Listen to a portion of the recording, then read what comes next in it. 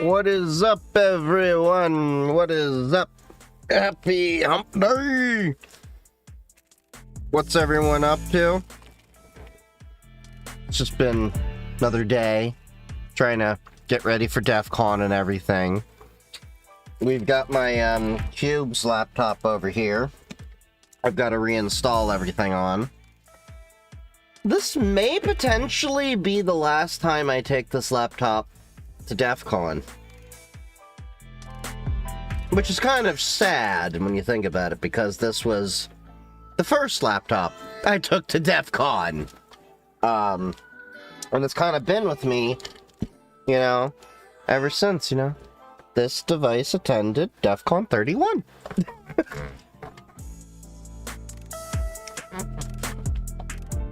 So, yeah, we'll get the planning for that. Will I make a YouTube vid for DEF CON? Technically, I already have. There's a first-timers guide for Hacker Summer Camp, B-sides and DEF CON advice abound on YouTube. That's about a 35-minute video. I will have some stuff. I am being told by the call center village we may have a decent internet connection. They're giving us a drop, so I maybe, emphasis on maybe, able to stream while I'm out there. However,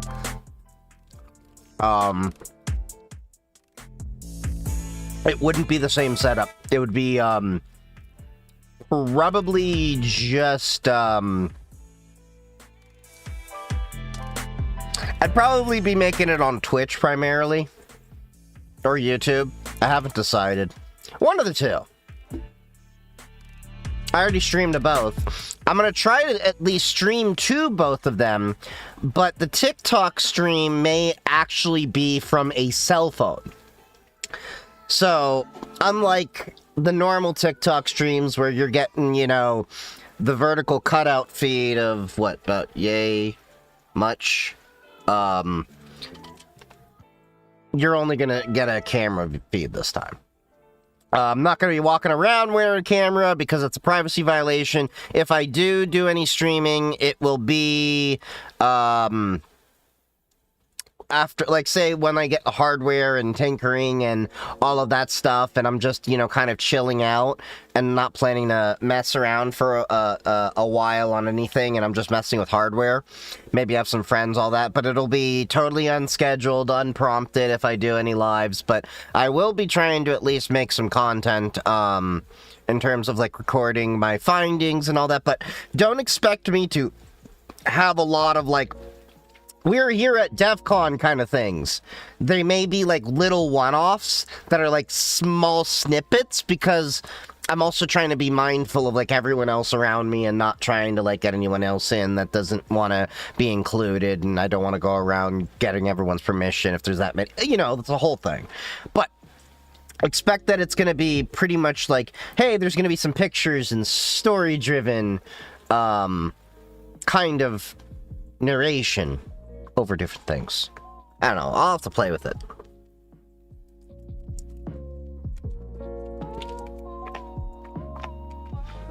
Why does the ticket cost as much as my rent? There's a lot that goes on at DEF CON, and here's the thing. If you think DEF CON's expensive, look up Black Hat and RSA. Those are two separate cybersecurity conferences. Look up the price of that.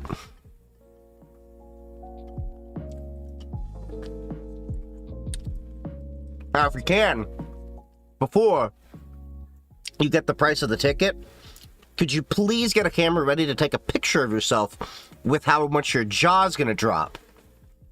And you're gonna realize how much of a steal DEF CON actually is. And to give you a perspective, like, the badge alone, the electronic badge you're getting, is not a cheap thing. Every other year they do an electronic badge. They take like 2 years of planning and building. And like last badge that was electronic, DEF CON 32, was the first in the world with the Raspberry Pi 2350. Like Raspberry Pi officially worked with them. Will passkeys ever completely replace password? Maybe when we're all dead and gone. The problem is there's always going to be legacy tech debt systems. So you're talking about, like, if you're talking about completely replace everything, there's still a lot of legacy systems out there. Like, if you've ever actually had any familiarity with mainframe operatings like ZOS, that's a whole other thing. I barely have any touch time with the ZOS or anything. I've, like, barely touched one once, and that's like a privilege. It's a limited thing to get in mainframes. But anyway,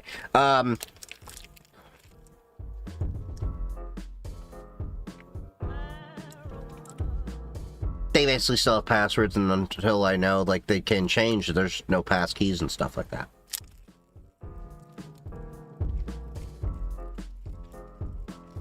It would be ideal if we could move on from that. But also, yeah, it's just, yeah. I saw the head gaming on Linux, or am I tripping? If so, what's the OS best for it? There's no such thing as a best reel for it. It's more like what's best for you. I've been using Pop OS. Some people use Linux Mint. Some people use Bazite. Some people lose the ability to touch grass or in shower and then install Arch. Some people install, what is it? There's Nobara. There's, Catchy, all that. Play with them. Figure out what you want. Will my grandparents ever understand passkeys? I don't think so. If you're talking about understanding passkeys in the conceptual level, no. Like, you know, how it works with key signing and everything. I think they'll at least understand, hey, Grandma, Grandpa, you don't have to remember your password. You just have to have access to this device or this password manager. The device being a YubiKey or a phone or anything else capable of being a passkey. That they'll understand. You don't need to go around explaining like the fundamentals of all that, because then you'll watch their eyes gloss over. What experience with HPC Linux? Not really, no. How old were you when you started cybersecurity? So, when I first got the title cybersecurity in there, officially, was... what, 2023? But I've been doing cybersecurity and MSP as part of my whole job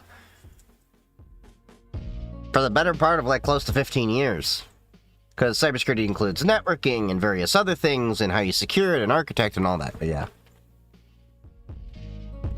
He was messing with GOG and dang, they have so many Linux games. Oh yeah, Linux absolutely has become so much easier to just game on. Like, it's changed a lot since when I first started gaming on Linux.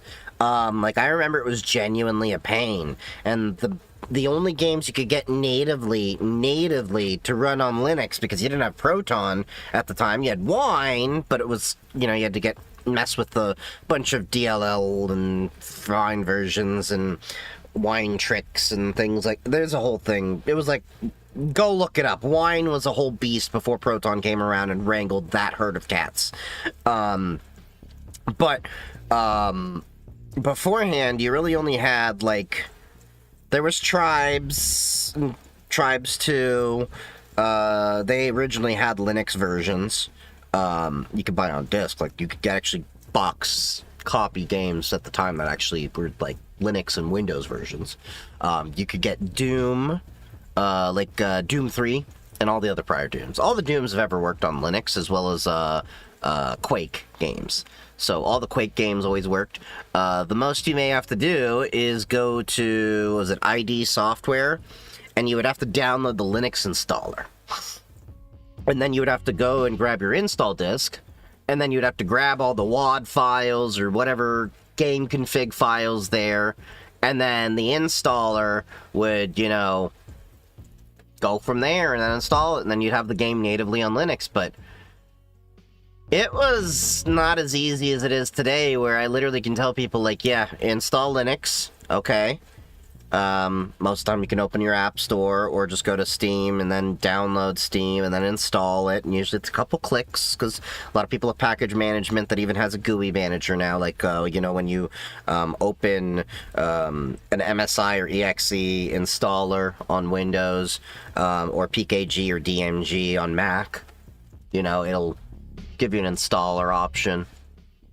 So we now have that on Linux in many cases, and then you can just in many cases, like on Pop OS, you just open the app store that's built into the OS and then type in Steam, and then you can download it, and you can get it in Flatpak or dev versions. And I've gone over, I think, a lot of that in some of my prior videos, although I need to edit quite a few of my videos. I've had a backlog and I've been busy.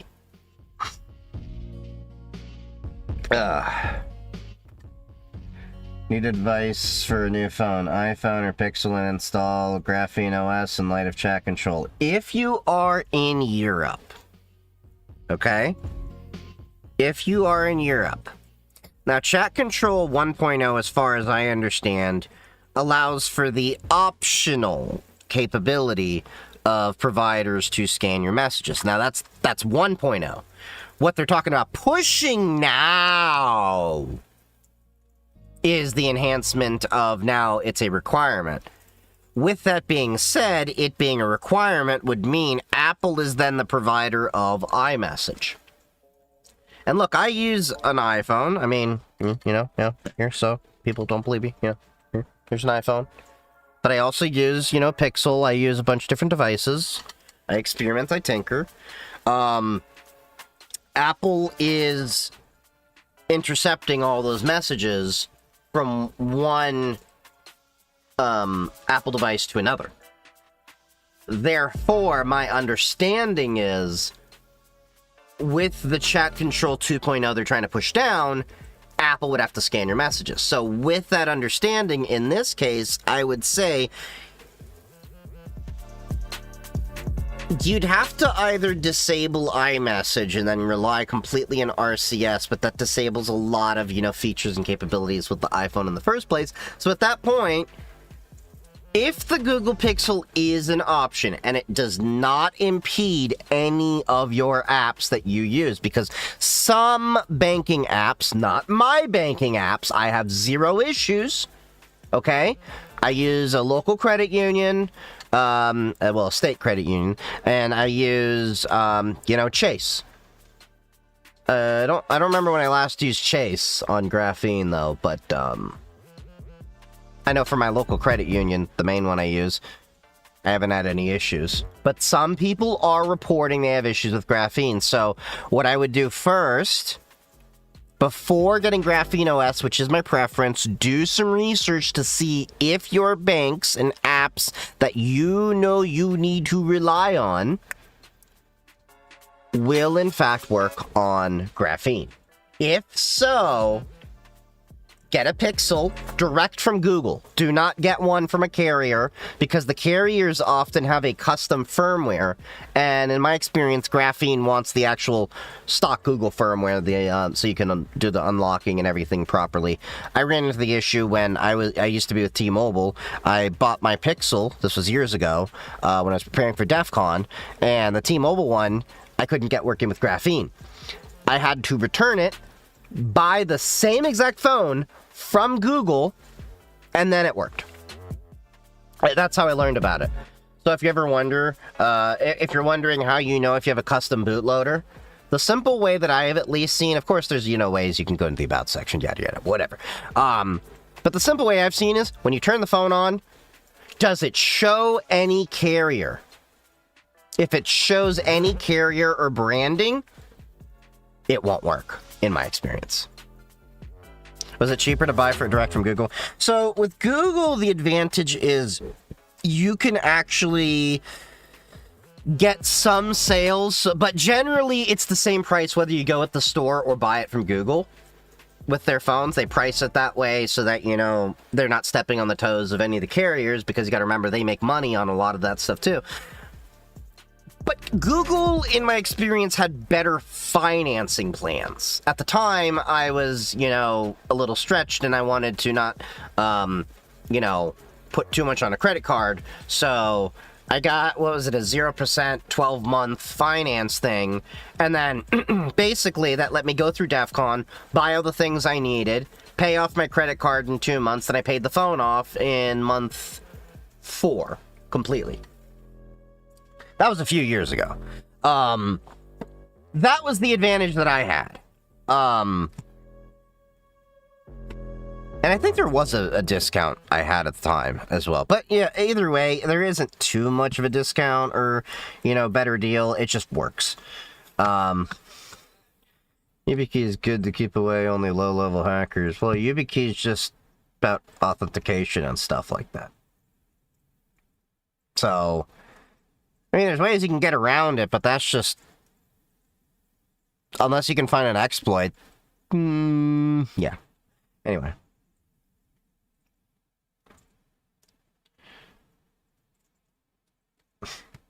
Know how to use Windows. Can I get a job in tech?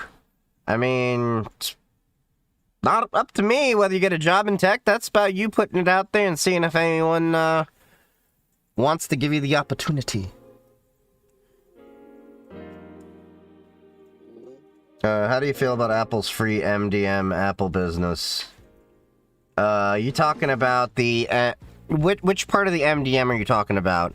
You talking about, because I don't think they have a Jamf-like capability, but they have the ability for you to import your MDM profile so you can get it packaged up, and then when you buy hardware directly from Apple, it would already be pre-imaged from the company, so you can have them either pick it up at the store, pre-imaged from the company, or more often what happens, it's delivered right to them, and then all they have to do is log in with their company email. Whereas, Dell and Lenovo and HP started doing that a few years ago too, but I think Apple is one of the first ones to do that. You have a hard time admitting that I don't know stuff. Any advice? Yeah. Smack yourself and tell yourself to pull your head out of your ass. I don't know how else I'm supposed to really help you with that.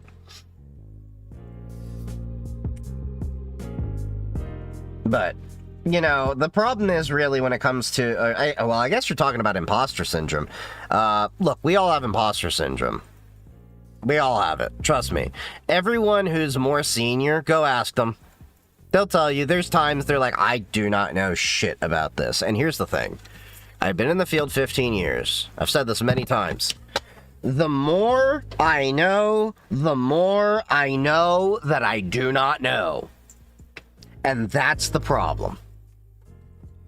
Because... Drop my bits I was futzing with. Because the problem is... Now, great, now you learned all this stuff. Now you know of all the other things that you possibly don't know. It's just how it is. It's a funny thing. Any tips on going from a bachelor's in CS to a master's in cyber? There's not really all that much difference, I mean, other than the coursework you're really doing. I'm literally in the middle of getting my bachelor's right now. Here's the honest truth. I think I'm not by any means trying to put down anyone's effort, work, or anything into school. Remember, I'm going through my bachelor's right now, as I said, too, even though I've been in for 15 years. I think a lot of people put way too much stress and emphasis on the school, because here's the reality of it. And I've said this before.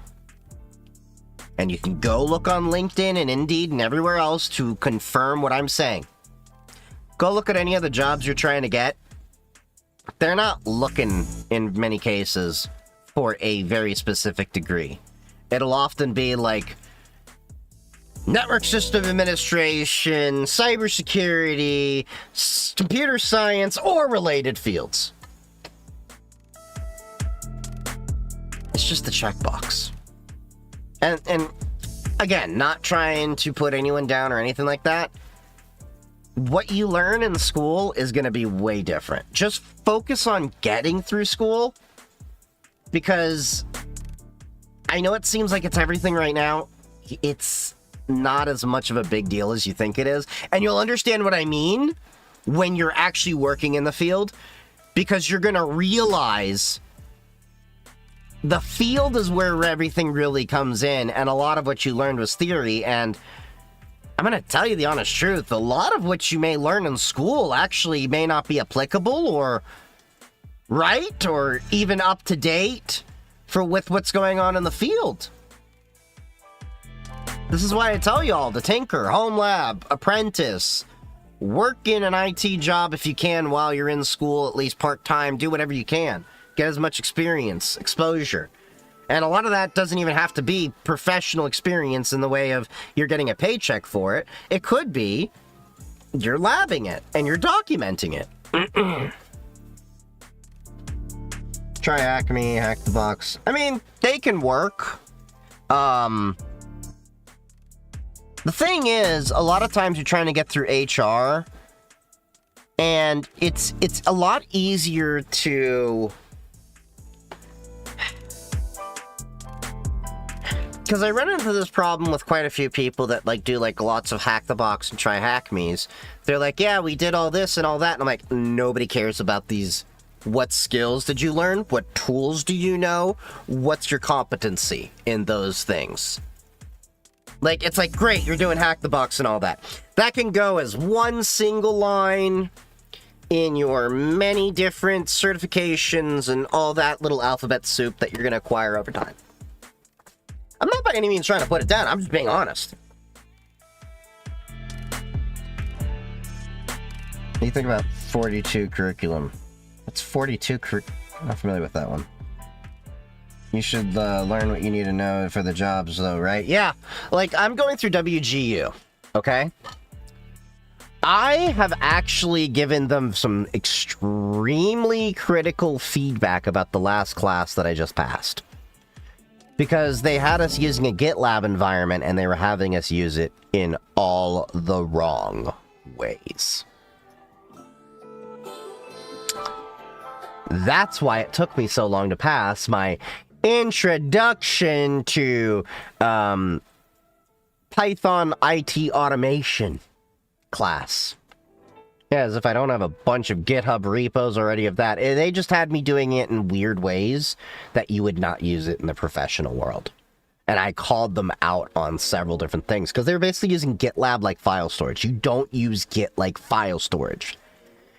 The whole commit history is in Git. The professors should be able to look at the Git history. We shouldn't have to grab the Git history and make a PDF of it for the teacher. And then we shouldn't have to grab all the files in the Git repo and zip them up and submit them while also giving the link to the Git repo in the first place. It's like, what the hell? It's repetitive work. Have us go through the code review process where you're doing a pull request and then you're having a comment over there, doing a full review, because one teacher was like, well, you didn't do this one part of it, correct? So he stopped assessing the entire thing, and I'm like, you would not do that in code review. You would go through the entirety of the project, outline which issues are there. I would go to do the work, submit another commit, do the work, go from there. My bachelor's in CS was very much busy work and repetitive submissions. That's how it's really feeling. And that's why, let me put it this way. I'm by no means putting down, again, anyone that is going to college right now or has a college degree, but going to college through WGU and even my past times when I was at, community college and the other different colleges I looked at and their programs and all that, it's just reaffirmed what I keep saying, that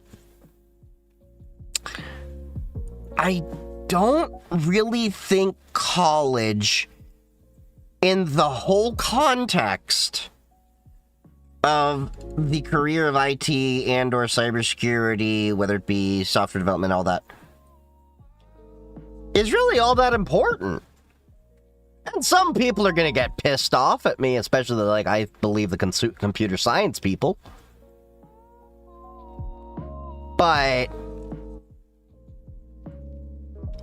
I fail to understand how you can learn any of this better in school, having sat in classrooms to do this, and also do it in self-taught ways with their instruction, and found my way of just giving me projects and learning and researching and all of that, and then just having some maybe very small structured things about, like, hey, code modularity and stuff like that, and a good mentor along the way is what all I needed.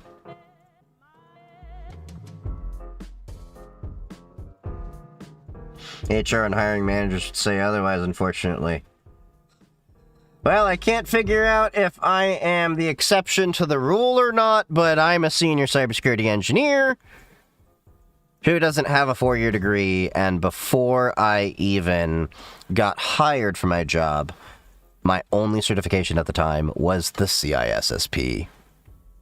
Nowadays, I got all the alphabet soup thanks to WGU.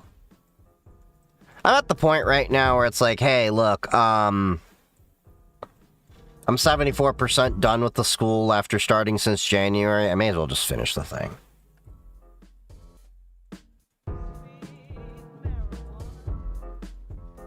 New bourbon experience. You're goated. I think I do alright. I'd like to say I'm more bored and just tinker and happen to just, you know, go down the right rabbit holes with my tinkerings. I mean, to be fair, I did electrocute myself a few times along the way. To my credit, none of those have resulted in me going to the ER. A win is a win! Do you love the computer or love what the computer does? I wouldn't say like, but I enjoy what the computers can do. I mean, it's an animate object. But I mean, some people are willing to stick their dick in anything. I mean, some people got their dick stuck in a toaster, so I mean, I guess that is a possibility for some people.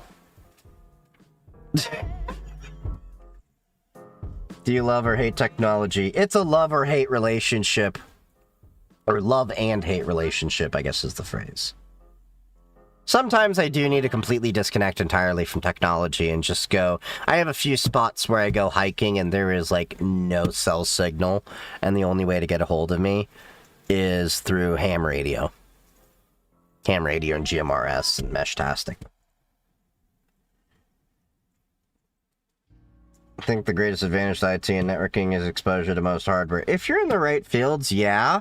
Because in many other fields, you have to be instructed and guided on how to do the right things. Like, you can't just lawyer yourself into the lawyer job. I think Kim Kardashian has kind of been proving that, even with the old apprenticeship approach that California has for the bar. Even though, wasn't her dad like Johnny Cochran? I could be mistaken. Am I right on that? I know he was famous, but anyway. That's the only reason I know about Kim Kardashian, besides that she was plastered everywhere. As much as she's been filled with plaster, probably. Not the best joke. It's plastic. But, I'll take it. Rob Kardashian was OJ's lawyer. That's what it was. Why was I thinking... Or was it, like, Rob Kardashian... Weren't they partners or something? Maybe I'm getting this mixed up. It's been a while since I've gone down the whole OJ thing.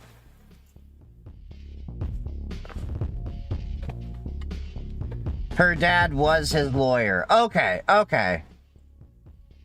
So where did Johnny Cochran's "if the glove don't fit, he must have quit" come into play? Or were they... Did he have a team of lawyers? Kim's dad acquitted OJ. Okay.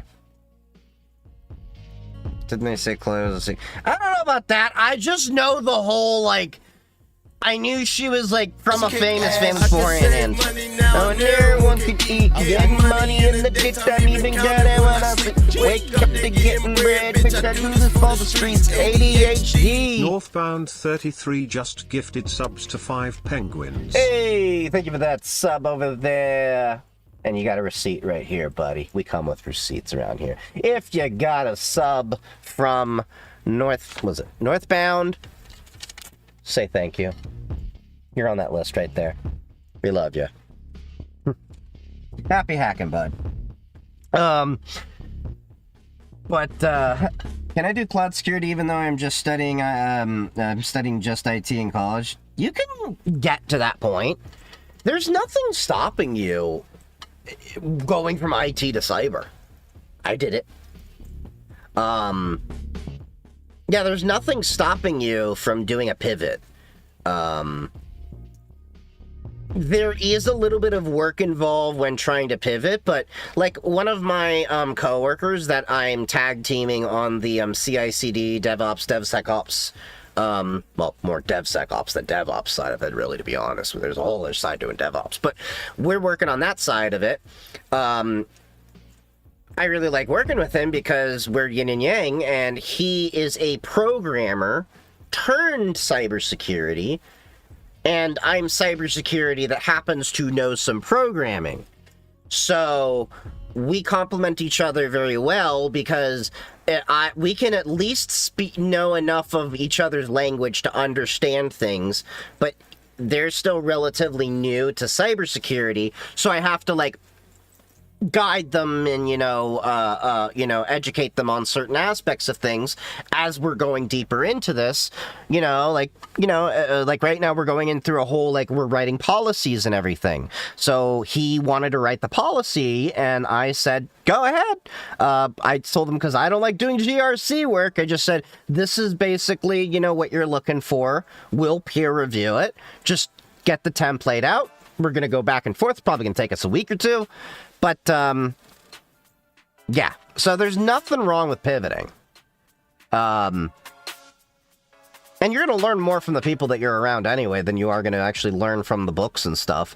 Like, look, I home lab and tinker a lot, but a lot of my home lab ideas get springboarded off of ideas that I get from friends that I've met at various conventions or work or stuff like that.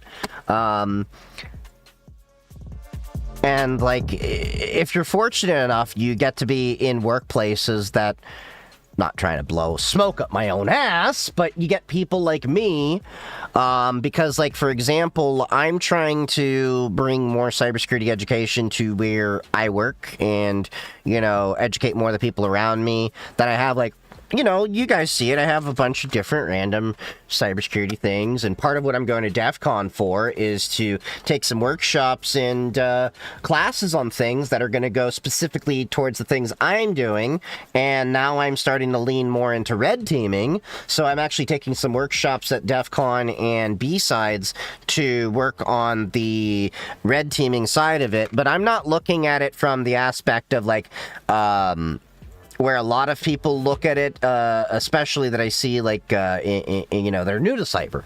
They want to go straight to, pen testing and all that, and they just want to find the vulnerabilities.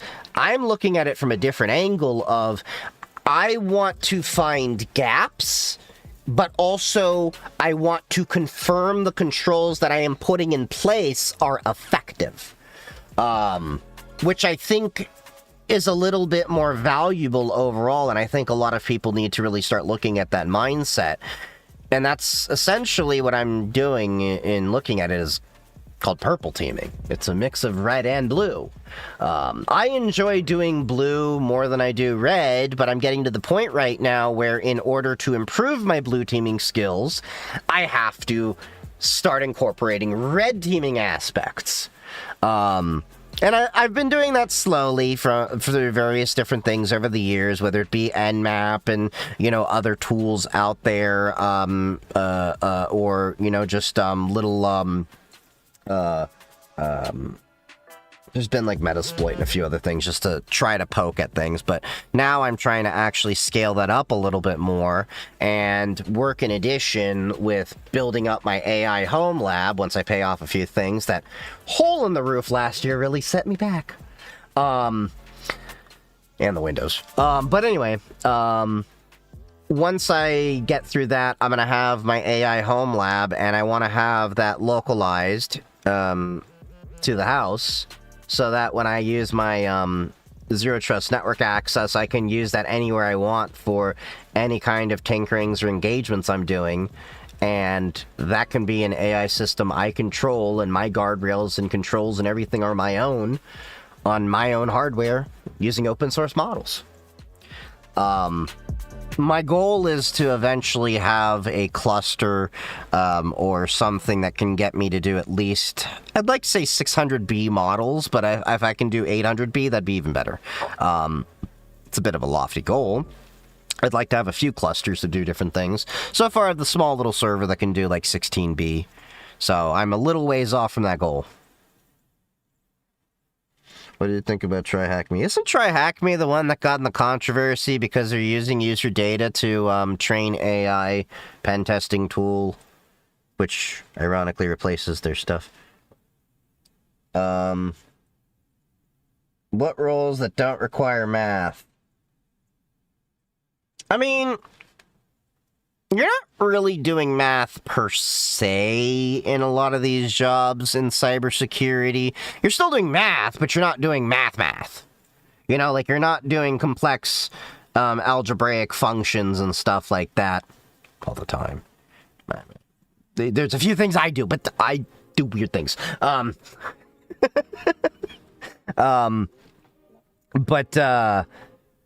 Yeah.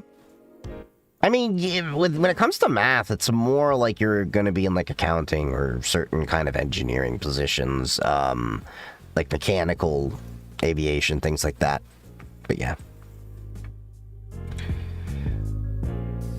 Forced in my... Okay. I've never really needed math so far, other than having to manually make dashboards in with Power BI. Well, Power BI just sucks ass, so... My condolences. Grafana strong. Look, wherever I work, I am going to be the Grafana evangelist.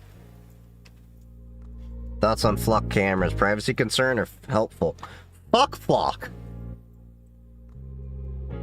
I'm actually in a few different groups locally to, help talk to people and get them coordinated on different things happening locally in the community. Unfortunately, I found out that the meeting that's happening in my city is happening while I'm in fucking DEF CON. I feel like my city purposely planned the discussion for public comment on flock cameras during Hacker Summer Camp, but I think that's more, honestly, coincidence than malicious. I don't put that much faith in politicians being that smart.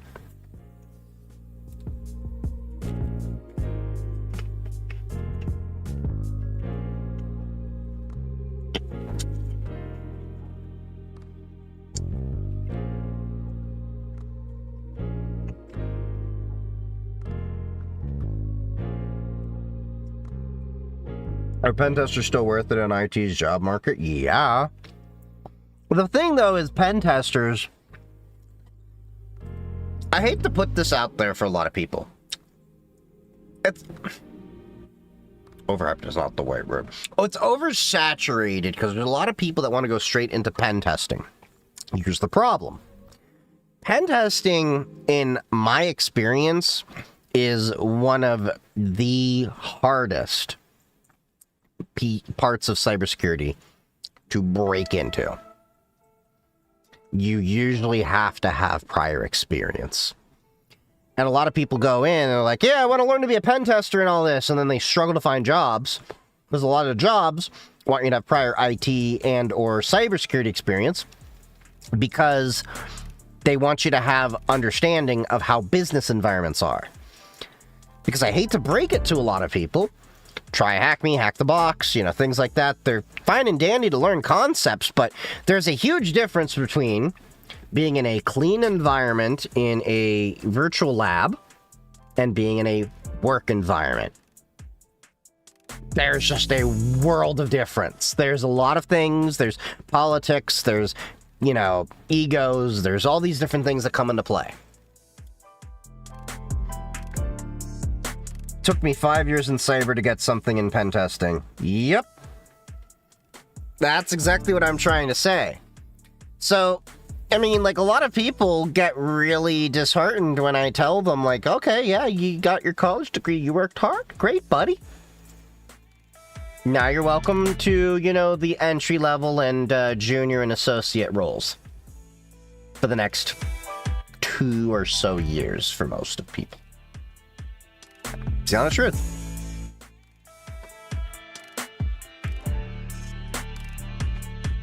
It's easier to secure break systems if you know how they work. Yeah, because the big thing about pen testing you have to understand is a lot of people think pen testing is, oh, I'm just going to go and I'm going to hack these machines and we're going to break in and we're going to bust open the matrix, man.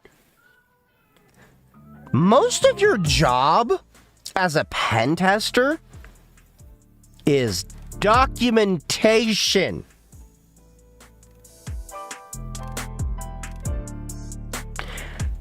Okay, maybe not most, but a huge chunk of it is. And it's not always as simple as you can just say, hey, Nessus, generate the report. You're gonna have to, like, clean it up, do all this other stuff, present it in different ways, all that.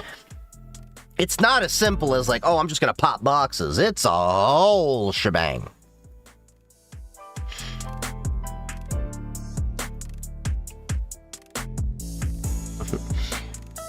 Made a home security system with cameras activated by PIR with my Raspberry Pi. First Pi project. Nice.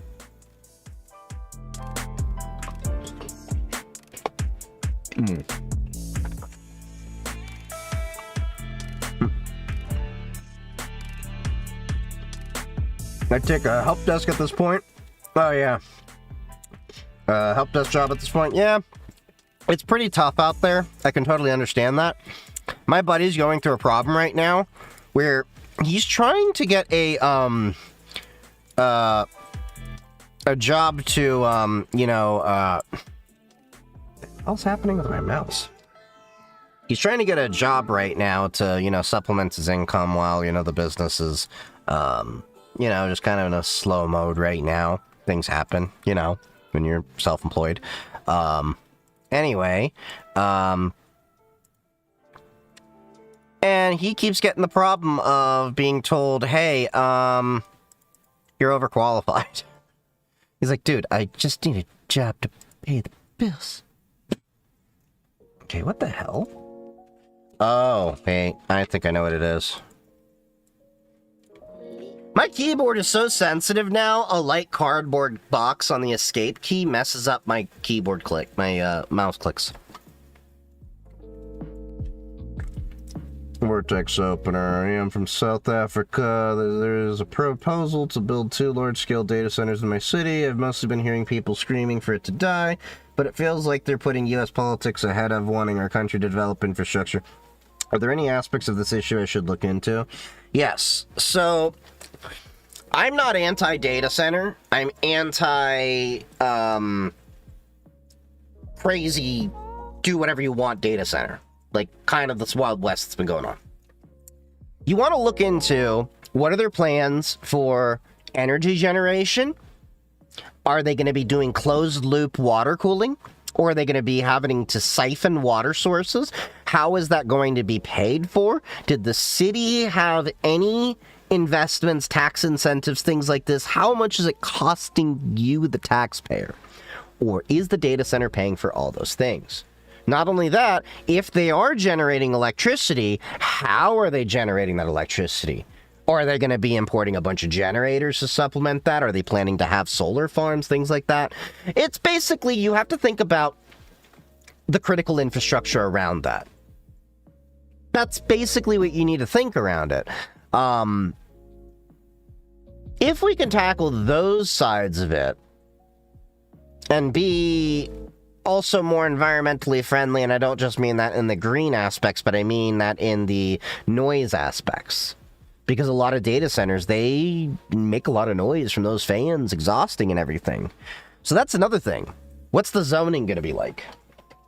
There's a lot of questions you have to have, but it's better to have dialogues and questions than just have this absolutist ideal, because only the Sith deal in absolutes, as I was telling someone earlier today. But yeah.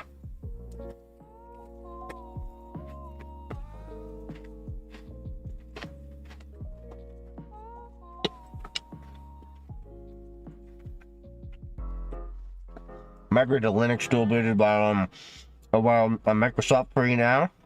Microslop free now. And I want to buy a laptop with a SIM.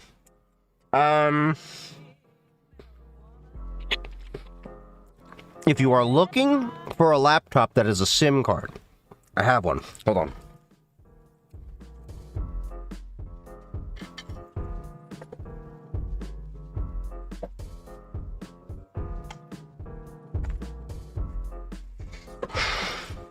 You want a Panasonic Toughbook.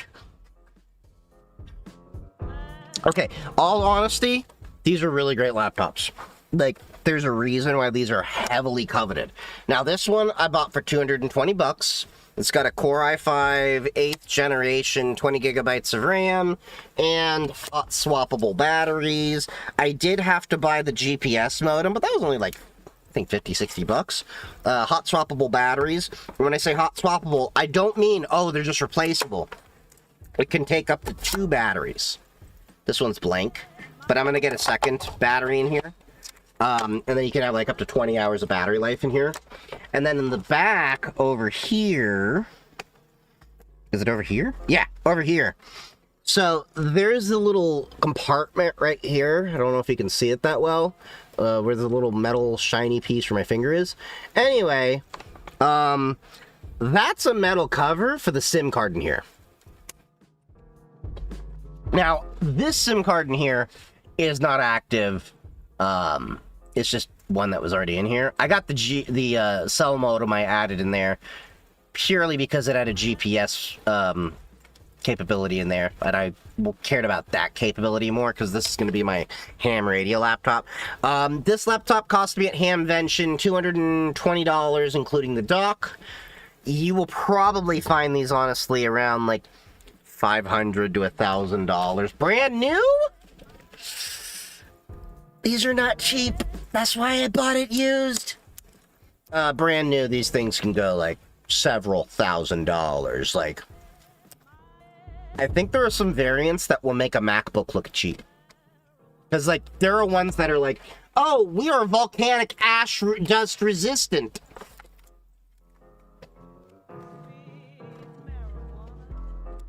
Backpack recommendations. I personally love the 511 Rush series. Now, I actually have the backpack here. It's one of the backpacks that I use for DEF CON. I'm gonna replace the water pack in it.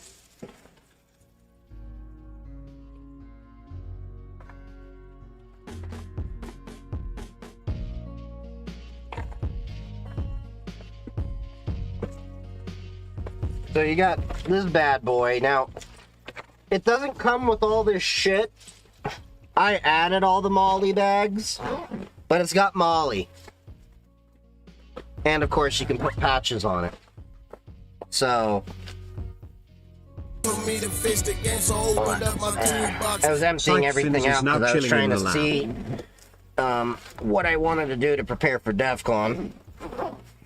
There's my medications.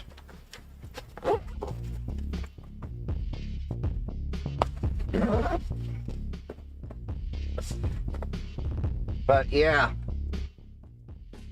that's the 511 Rush 12 with a bunch of bags on it, and it even supports a hydration pack, so that's why you see the tube here. This one's running 4 years old, so I was gonna replace it before I go to Vegas with this new one from Was it WXP? It was the one, Source Tactical Gear. It was the one people recommended, if not the 511 Rush 12 official one.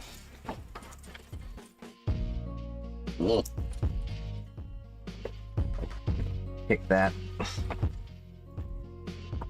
But yeah, love that backpack. Had that for 4 years. Literally had it go around the world with me. It has been with me through 4 hacker summer camps. It's been with me to Morocco, too. And Portugal.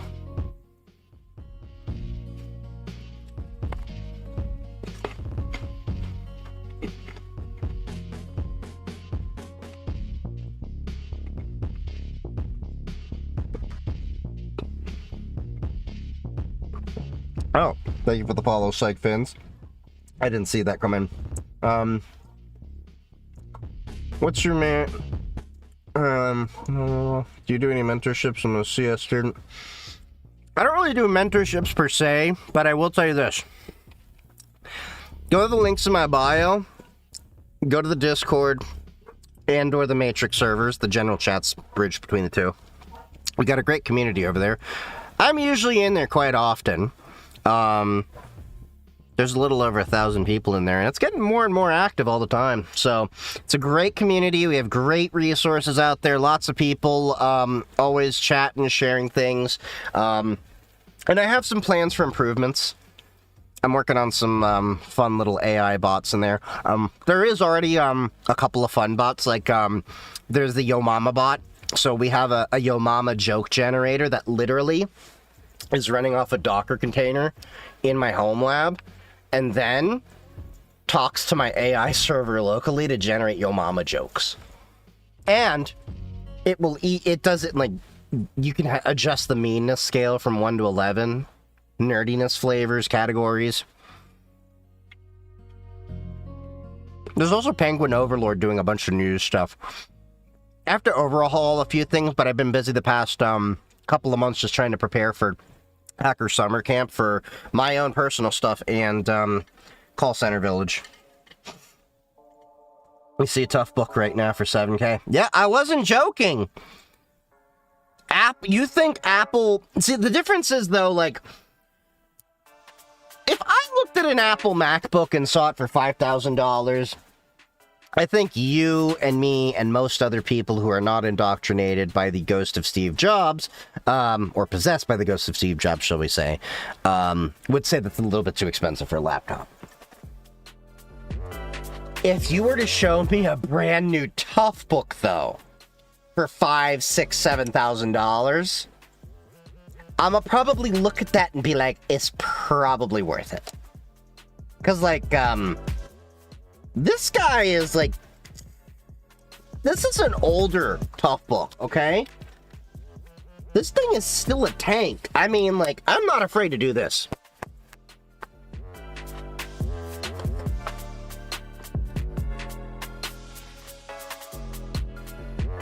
But yeah. They're fun to throw and shock people. Oh yeah. Yeah, hey, catch. Oh, and they have the tough books as well that are 2-in-1s. I thought about getting those, but I was like, I don't want to do that because for my purpose, I wanted a ham radio laptop.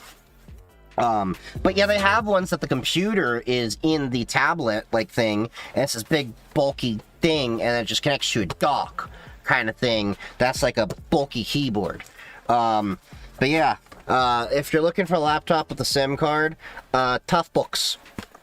Panasonic Tough Books. Dell also makes some rugged laptops as well as in Lenovo too, but Panasonic is kind of like the tough book brand everyone knows and loves. This one specifically is the FZ55. That is Foxtrot Zulu 55. The keyboard is backlit on this guy too. But yeah, $220. The battery is like at 90-something health percent. I'm gonna get a second one for here. That's gonna be my ham radio laptop for next year. I want to get a second one of these because I'm thinking I want to get another one for DEF CON next year. And possibly make that my parrot laptop. We shall see.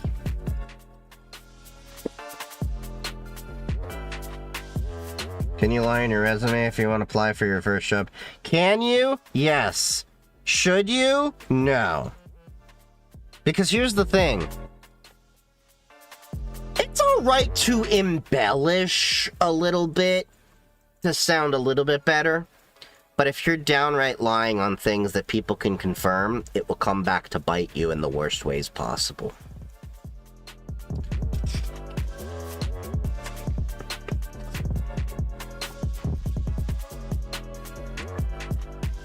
Are there tough books with GPUs? Oh yeah. Oh yeah.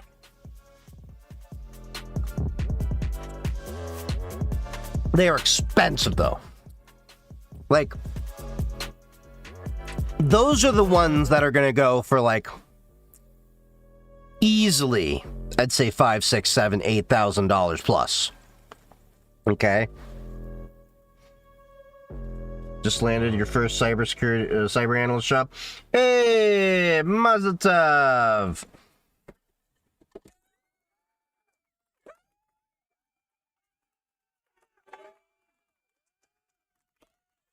Everyone give it up for Kakarot over there. One day, he'll go from, you know, cyber analyst to Super Saiyan. Sorry. You must get that joke. Wait, is there no music? Why is there no music?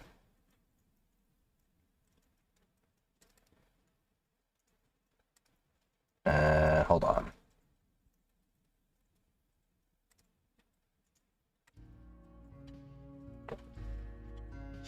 What other search site would be pursuing? You shouldn't be pursuing certs unless there is a reason to go get a cert. I went most of my career with that one.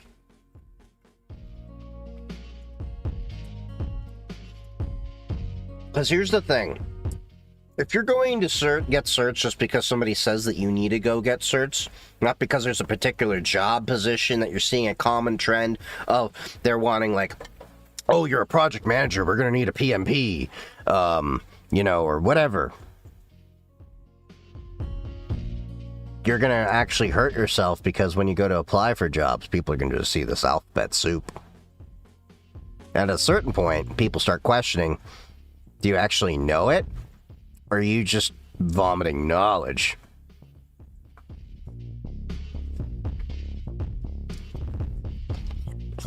And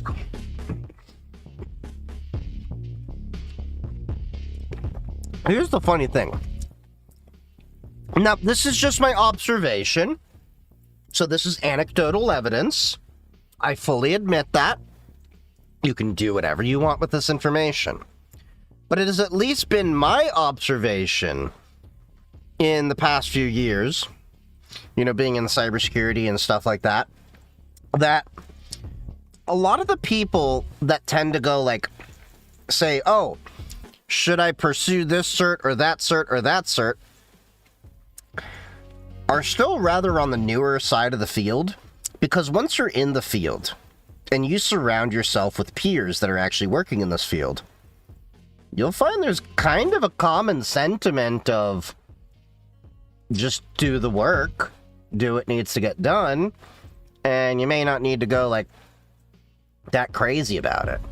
You're going to actually be shocked to find when you're actually working in the field, there's a lot of people that don't have certs and stuff like that.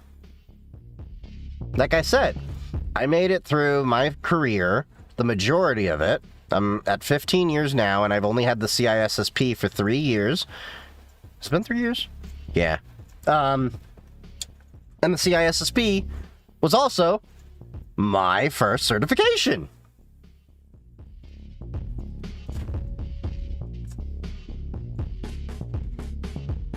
And where I work now, most of the people I'm around are kind of in the same boat. Some of them are actually coming to me like, should I go for Security Plus? They're already a security analyst. I know some of you right now are probably looking at me like, what the fuck? I understand. And I understand the frustration. I don't know why there is such an effed up situation with job hiring in many cases, but I can tell you that there is one. How much is my salary now? I'm making 142, but I'm in the Midwest. Excuse me, I'm in the Midwest, so by California standards, I'm making money. At least SoCal standards. By Midwest money, I'm making... Hold up. Cash rules everything around me. Green, get the money.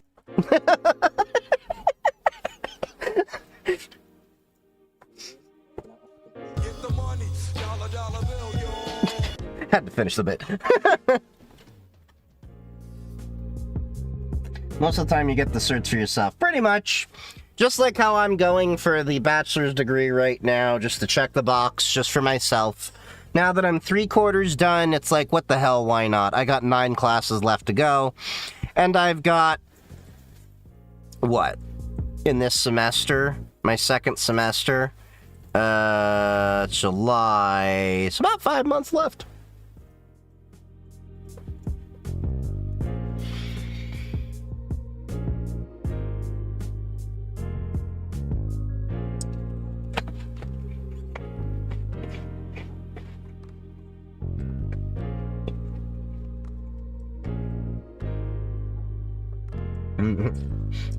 I need something reasonable price-wise that I can game on comfortably, and preferably want to be able to flash core boot on, but sim more important. You're gonna have to pick your priority, because you're talking about a very, very rare combo of a laptop that has a SIM card included in it and is going to do gaming. Generally speaking, laptops that have a SIM card built in directly are built for mobile computing. Like in the case of the Panasonic Toughbook, the reason why it has that option is there's a lot of field technicians that use these laptops. You've probably seen them used by a lot of like field technicians, engineers in the field, things like that. So what I would tell you is the better choice, skip the idea of getting a laptop that has a SIM card, focus on the laptop that you need, and then buy a cell phone adapter for 5G or at least 4G, depending on your price, that works with your laptop. And if you're using Linux, of course, check Linux compatibility for SIM cards and everything. That's the path of least resistance.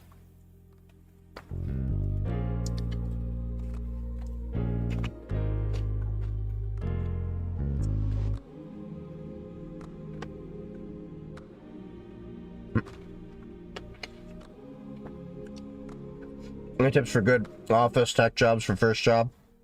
Having a good job, let me put it this way.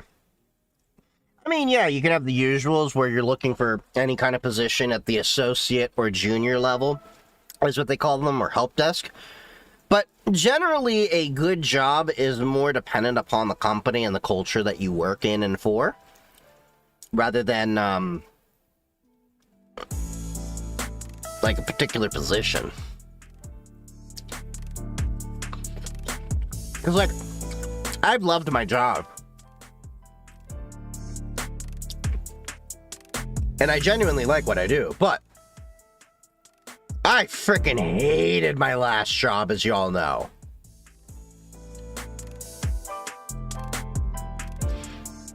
Alright. Does anyone have a favored Linux IDE? You're gonna be very disappointed when you find out a good chunk of the Linux users all like Visual Studio Code. Ironically, we still use the Microsoft product. The open sourced one, but it's the Microsoft product. Alright, let's see where we were with the review on stream. Last stream. Let me find where we were. I really should do a better job of marking these things. From the military, should I drop from college and go for certificates? If you're in the US military, they're paying for your college. So the main issue that I have with a lot of people going for college, you need to understand, it's coming from the context not of college bad. It's we have to spend money on this shit, get loans on this shit, and it's not worth it for what we're paying. You, however, as a military person, generally have the GI Bill. So if you take advantage of it properly, that's not as much of a complaint. How do I know? Because I'm in college now! I'm literally giving them feedback on courses where I'm like, this is so unlike how we would do things in the field. You're a fresh BSc Cybersecurity graduate. I'm still in the middle of trying to get my bachelor's, and I have a CISSP. Funny how things work.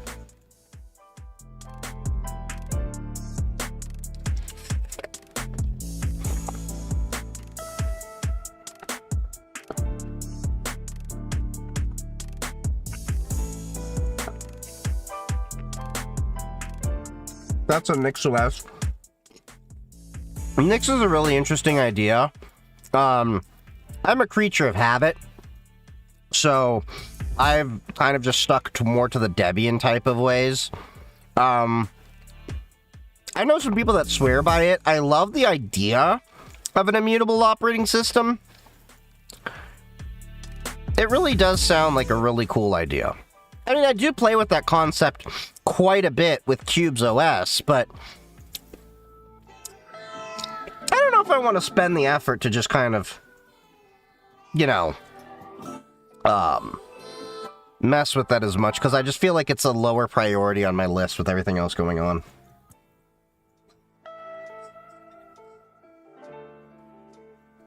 Oh. Okay, Elias, you're cool. Sorry, as you know, text, I don't know, it's hard to match up context and timing sometimes, because I look over and I see a wall of text. Like, okay, so you all understand when I, like, say, you know, like, I see a wall of text? I'm gonna show you this for a quick second. Because technically I shouldn't show it too long. I merge all three chats in, and I have this off to the monitor on the side. So, when you see me respond to chat, I see them all, okay?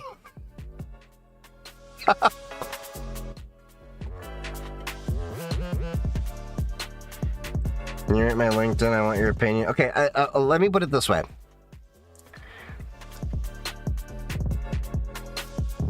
It's nothing against you, I just don't have a high opinion of LinkedIn. It used to be a great place to go connect and meet people for business and all of that, and then AI came around and slopified it, and now everybody is trying to be a thought leader. There's a difference between me having my original thoughts and then having ChatGPT go in where I'm like, this doesn't sound right. Can you think of a different way to reword it this way? Versus, oh, I'm just going to have it write an entire LinkedIn post for me, and I'm going to completely, like, not even, like, revise any of it.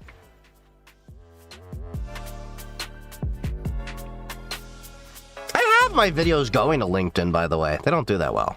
I have them going there, just so that my LinkedIn has activity.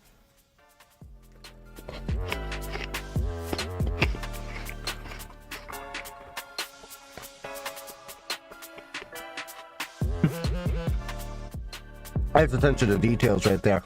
I try.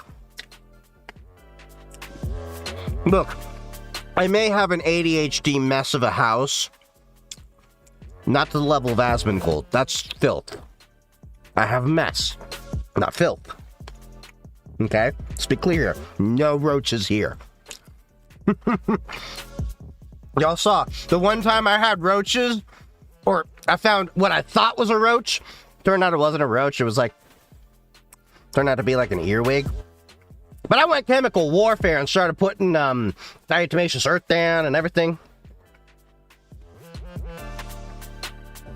Nothing fuels my rage like LinkedIn. Oh yeah, yeah. And Genuinely, the best way to go out and connect with people isn't LinkedIn. Let me put it this way. If you do connect with people on LinkedIn, don't connect with them on LinkedIn. Connect with them on LinkedIn after you've met them IRL. That, I think, is appropriate and works. But there's like... If I go into my LinkedIn right now... You know what? Fuck it. I'm just going to pull this up so I can show you. Not going to reveal anything about myself. There's nothing on LinkedIn I wouldn't want you to see anyway. And if you're worried about me giving away where I work, if you do happen to find my LinkedIn, it literally says, currently working at some company. But anyway, where I was coming at for this was, if you go to my network...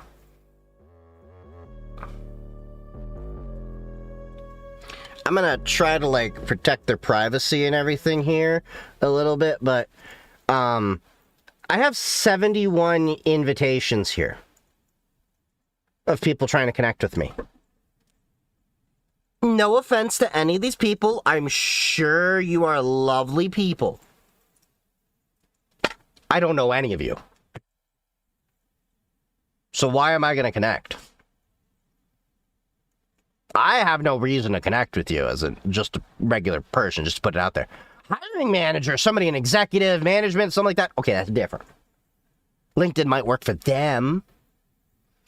But for us lowly people dangling on the strings of the puppet master,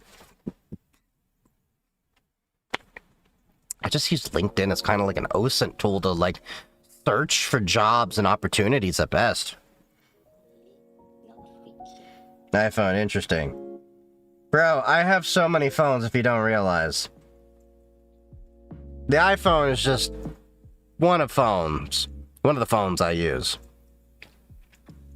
I technically have 3 active phones right now. Yes, 3. I had to think about that. I was like, I deactivated that other one.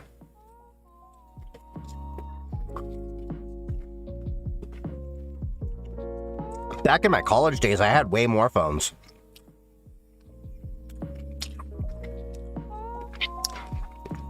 You can, think of your reasons why. And I will neither confirm nor deny them.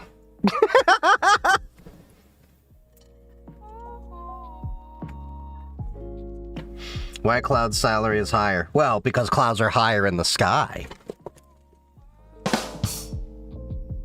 Dude, come on!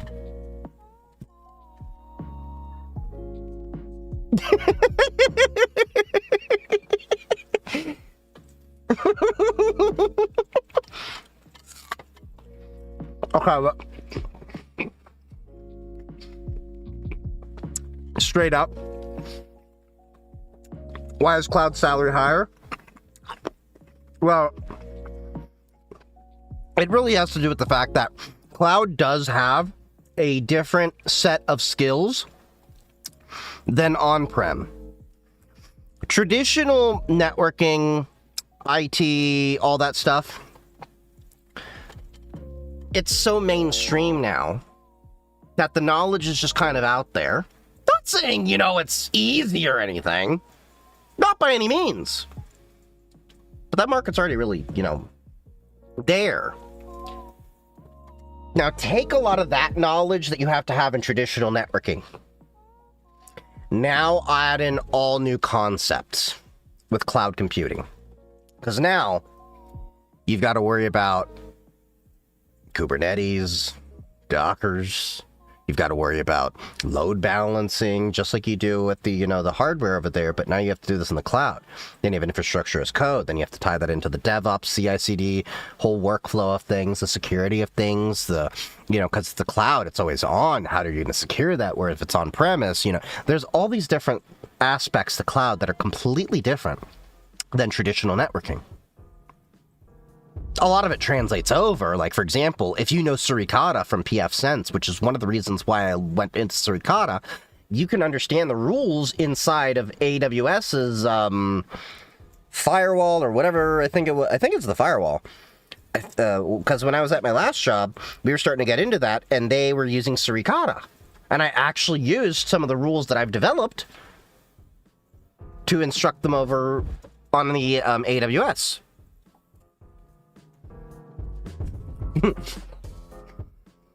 Yes, cloud used math. That's why it costs more.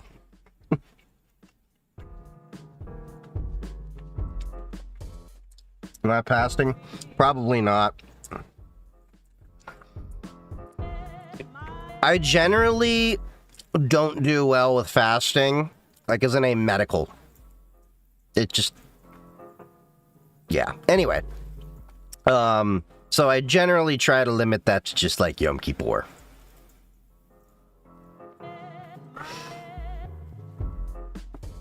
Okay, I actually understand what you're talking about from just a bit of studying Sec Plus. Welcome to the world of tomorrow. Kidding. What role you suggest for ADHD people who are slow learners? I mean, everybody learns at their own pace. It's not...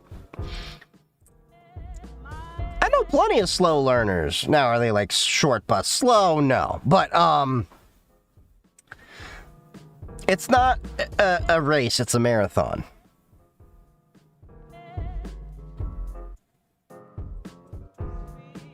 How's life? It's good. Yeah, learn by doing. It's way more engaging than watching videos. That's the other thing.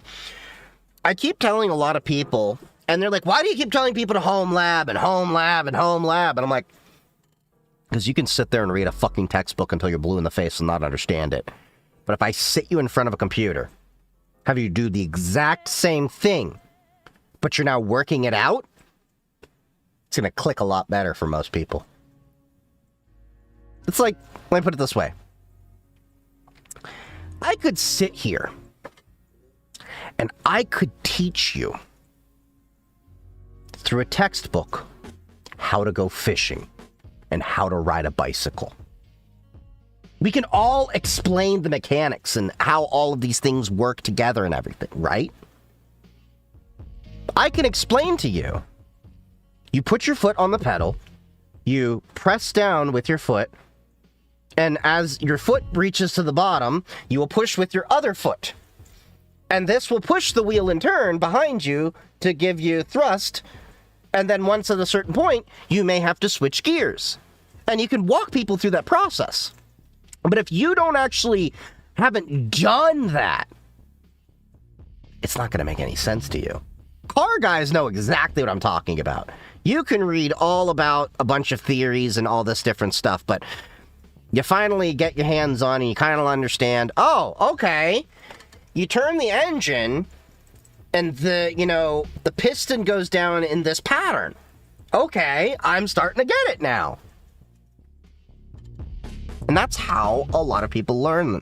And the honest truth is, I find that a lot of people don't know they even learn better that way because they've been so indoctrinated by the way that, the education system has you learn things from a book. And I think that's to the detriment of what I've said for education for a long time, is they teach us how to think. No, they teach us what to think rather than how to think.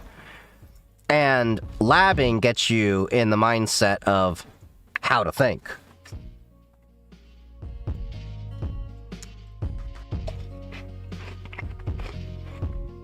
Best way to clean digital footprint. Best way to a clean digital footprint. All right.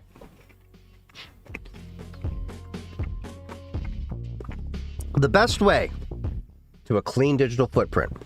I have a 100% foolproof solution. I know, guys, it sounds too good to be true. You're like, Chief, what product are you about to sell me? How much money is it going to cost or anything? It doesn't cost you any money. All you got to do is get off the damn internet. 100% guarantee clean digital footprint every time.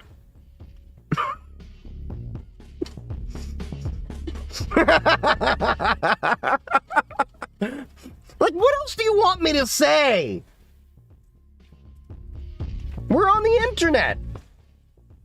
It's like what I tell people. Okay,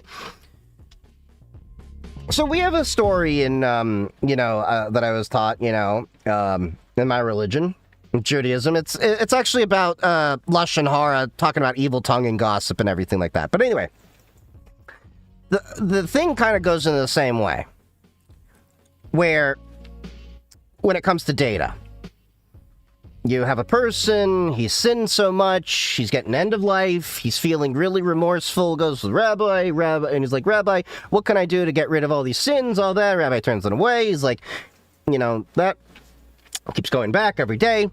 Finally, the rabbi says, fine, I want you to go get your best down pillows from your house. Get all of them, okay? Got them. All right, go to the center of town, and then I want you to cut them all open and have the feathers go all the way everywhere into the wind. All right? I did that, Rabbi. Now what? Now go collect every single feather and bring it and put them back in the bag.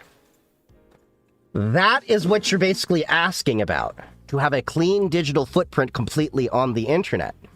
And the only way to guarantee a clean digital footprint is not being on the internet. Just in the same way as you should not go around gossiping and spreading bullshit in the first place. You see? I gave you an educational and a moral lesson. I should have that, like, the more you know sign just come up right now. That'd be perfect.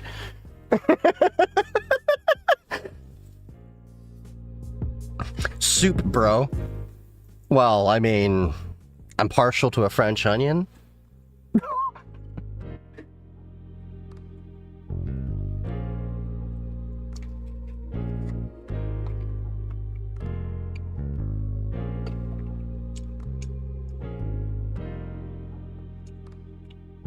The more you know. Jewish edition. Spicy Jewish edition. I'm Sephardi. We like our spices around here. Give me the hot sauce.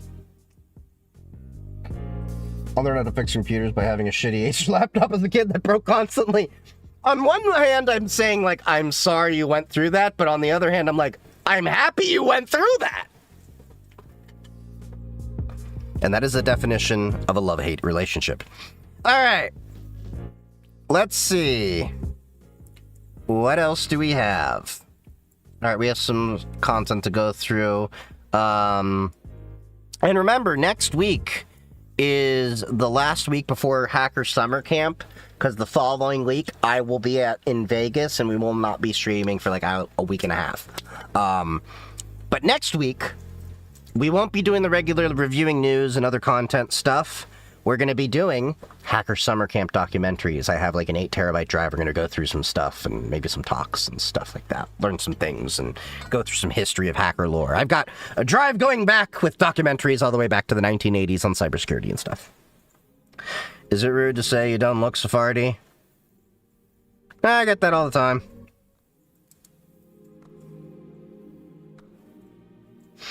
But yes, I come from sand people. Actually, if I go wear my jalaba, I would look like a Jawa. I should wear my jalaba one time, and then just start doing, like, sand people speak. That sounded like Donnie from the, Wild Thornberries. What the hell? I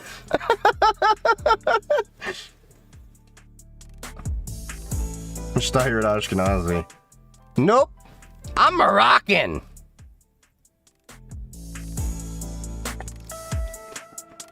Alright. Someone created a ghost font that humans can read, but AI can't. Is there something in here? Ghost font hides messages and moving dots that humans can read, almost instantly, and exposes one of AI's biggest blind spots. Okay.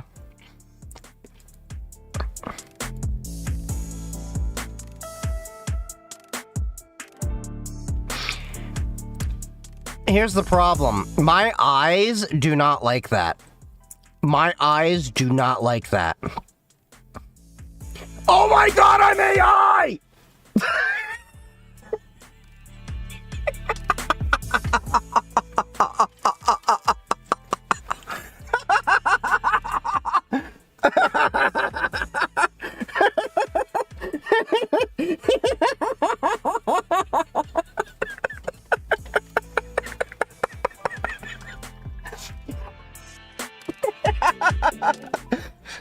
it, end stream.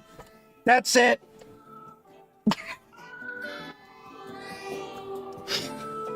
Gonna be some anti-Semites out there being like, I knew it was all an evil conspiracy.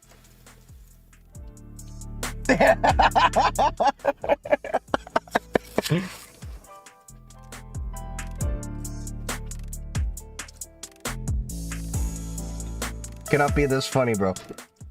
Look, I enjoy laugh. If you're not laughing, you're not living. But you also have to know the backstory, because I've been dealing with some of the most idiotic anti-AI people. Now, let me put it this way, okay? I understand people being against AI. I understand where people are getting that sentiment from. The thing I cannot respect is the hypocritical stance a lot of these people that are anti-AI take. Like, I'm on Instagram, which is a Meta platform. Meta is one of the largest companies developing and deploying AI. How are you gonna go and comment that I am like a horrible, evil person for using AI as an assistive tool on a Meta damn platform? Or even TikTok now. Because these same people won't delete their Meta accounts. They won't delete their TikTok accounts. Many of them may have deleted their Twitter accounts, but many of them also didn't. Many of them won't delete their YouTube accounts, because you know damn well Google's using AI for algorithms to figure out recommendations and all this kind of stuff for people. Or they have Gmail. Gmail uses AI for a lot of spam filtering and other things to protect your inbox. And if you want to say that, no, they don't, we're demoing Google SecOps. They have a whole security product. And one of their key features they talk about is their AI. We get Gemini for free. That is why I find it so funny when I made the joke about, oh my god, I'm AI, because I don't like the font that, you know, like helps AI from detecting things. And I've just been dealing with that for several weeks. So, it's not that it bothers me. It's that I find it fucking hilarious that they're so hypocritical that they won't stand on their own ethics and morals. Now, I am totally for responsible and ethical use of AI. Let me make that very clear. I've never been hidden about where I stand on that. I've said AI data centers are using a little bit too much energy, that it's draining the grid, the water resources, whatever there, with the ways that a lot of these data centers are operating. Now, a lot of that is changing. They are becoming more efficient. That is good, but there needs to be more done. There needs to be guardrails. There needs to be minimums and all these other things. There need to be considerations for the towns that they're in, things like that. No, I'm not in Cosmic. I'm in Gnome. Does it have apple seeds in it? Probably.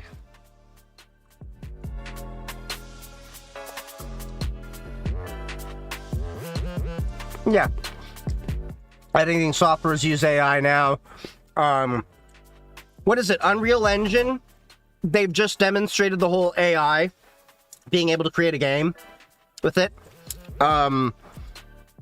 If you... And here's the other thing. If you're following me, let's be 100% honest. As chaotic gremlin energy as I can bring to this, that is fun to watch sometimes. You're primarily watching me for cybersecurity, technology, content, things like that, right?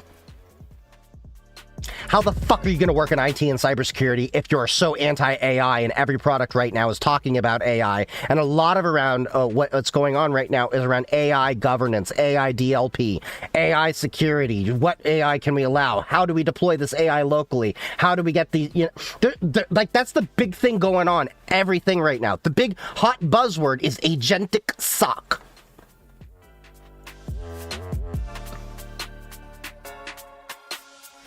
The bare minimum they could do is stick some solar panels on the roof on the data center. Well, even if they did it on the roof, it wouldn't be enough to cover what they need. They'd actually need, like, fields. Because you're talking about, like, megawatts. What's your opinion on flock cameras? I don't know why y'all gotta even ask me what my opinion on flock cameras is. What do you think my opinion on flock cameras is gonna be? I'm just curious. Not trying to pick on you, I'm just curious.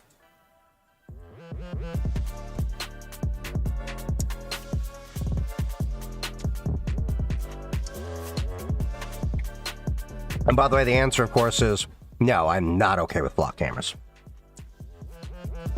In fact, I am in a Signal chat where a couple of my friends right now are going to a meeting locally to speak out against some of the flock cameras being put up in a nearby city.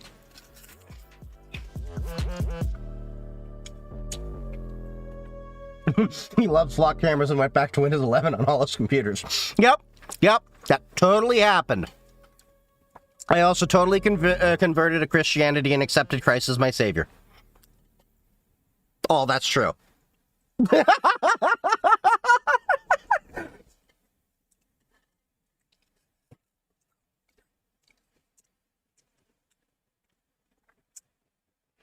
why I get reasonable accommodations per depot.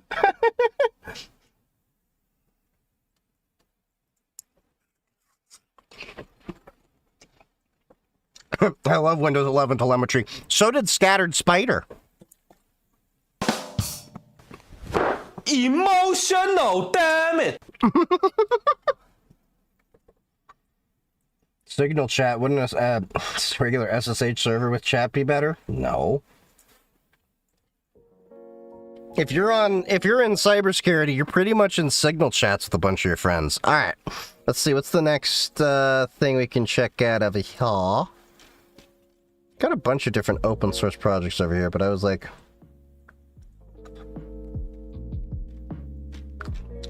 wait, these are from several days ago. I just want to see, was there any pressing things that my team wanted me to look at? How to use iOS 27 recovery mode before erasing or restoring your iPhone. Did they change that process? Oh, so apparently iOS now has an entirely new recovery screen. Ooh. For iOS 27. What do you do exactly in cybersecurity? So what I do is I walk around with a flail and I smack around developers. I'm kidding.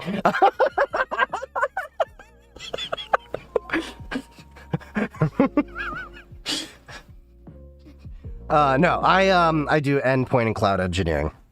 And I also help out with the DevSecOps side of things nowadays too, as well. Yeah, CrowdStrike SME, subject matter expert. I've been doing a bit of their automations and advising them on different stuff, leading their Wiz POC. So I've done vuln management, and I've done Proofpoint in the past for email security, along with Securance and a bunch of other tools, but done a little bit of everything. Nowadays, I basically I do a lot less, but I get paid more. It's a good feeling.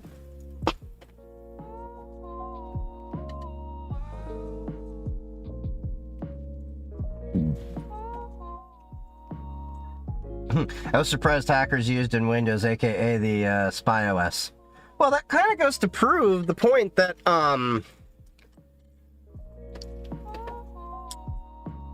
cybersecurity is a set of various different skills, and you need to conceptually understand a large chunk of them. Otherwise, you get screwed like that, because he had total blind spots. Maybe he was really good at phishing and social engineering people and all that. Cool, great. Oh, great. But the dude didn't understand operating system weaknesses. There's that whole OPSEC. There goes the pen testing feature in Wiz. I haven't played with it yet, but I will say that the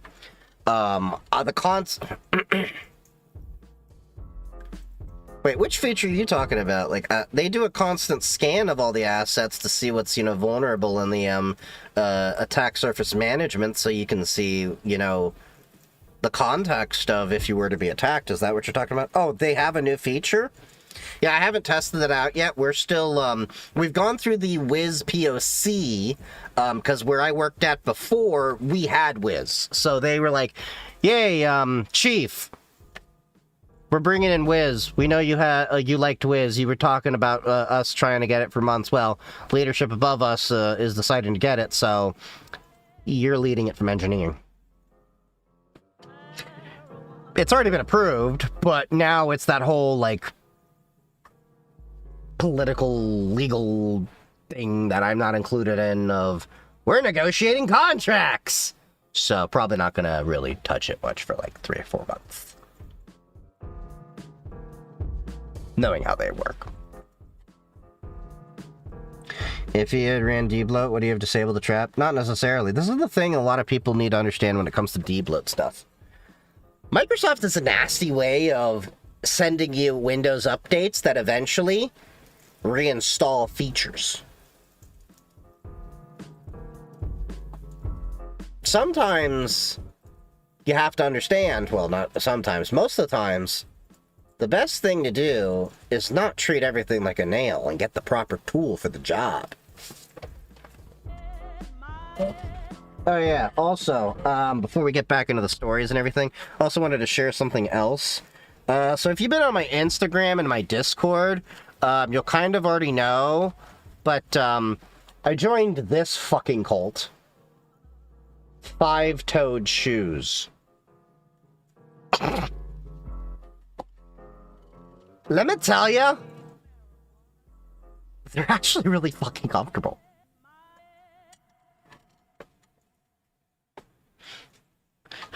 Yeah, they're really fucking comfortable.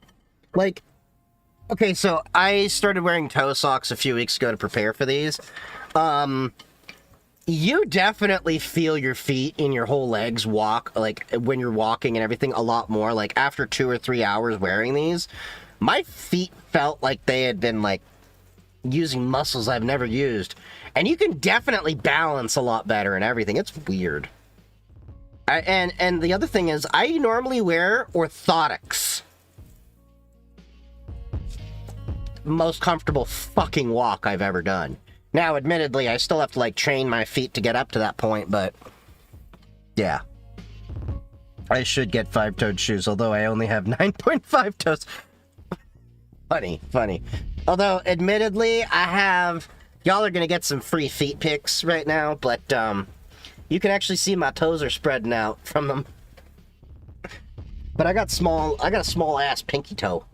It doesn't even fully fit this thing. It's fully fill this thing, but it slots right in there just fine. What if you stub your toe? It's got protection.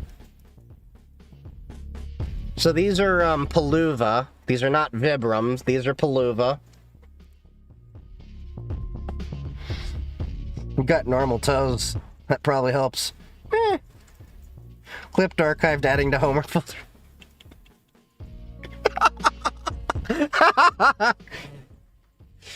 But yeah, I got these. I have my second pair already coming in. I've only been wearing these for like 3 days, so I bought my first pair like a month ago. But you have to like size your feet are sized differently. So like normally I'm an 11 wide. I have some pretty big feet. You know what they say about people that got big feet? Damn, he's got some big feet. But I'm a size 9 in these. It really threw me through a loop. I had to exchange like 3 times. So like first time I got a size 11, I'm like, okay, these are pretty large. Let's go down to a 10. Still a little bit large. Let's go down to a 9. Well, first it was a 9.5, then I exchanged again for the 9. And then I was like, yeah. They got big socks. Trying to leave retail follow-up interview for application security on Wednesday. Hey! We're rooting for you, Kai. Come back to us when you do get that job. Or at least come into the Discord and share it with us. Did you hear about the Fulu PS5 bounty? Yes, I saw that Louis Rossman had put out a bounty for that. Yeah. What's up, Not Dancing and Hype? How you doing, buddy? That's me. You redeem that. You excited for your first con, buddy? How many days are you going to be planning to drive? You're driving, though, right? And you're, like, only a couple states over from me.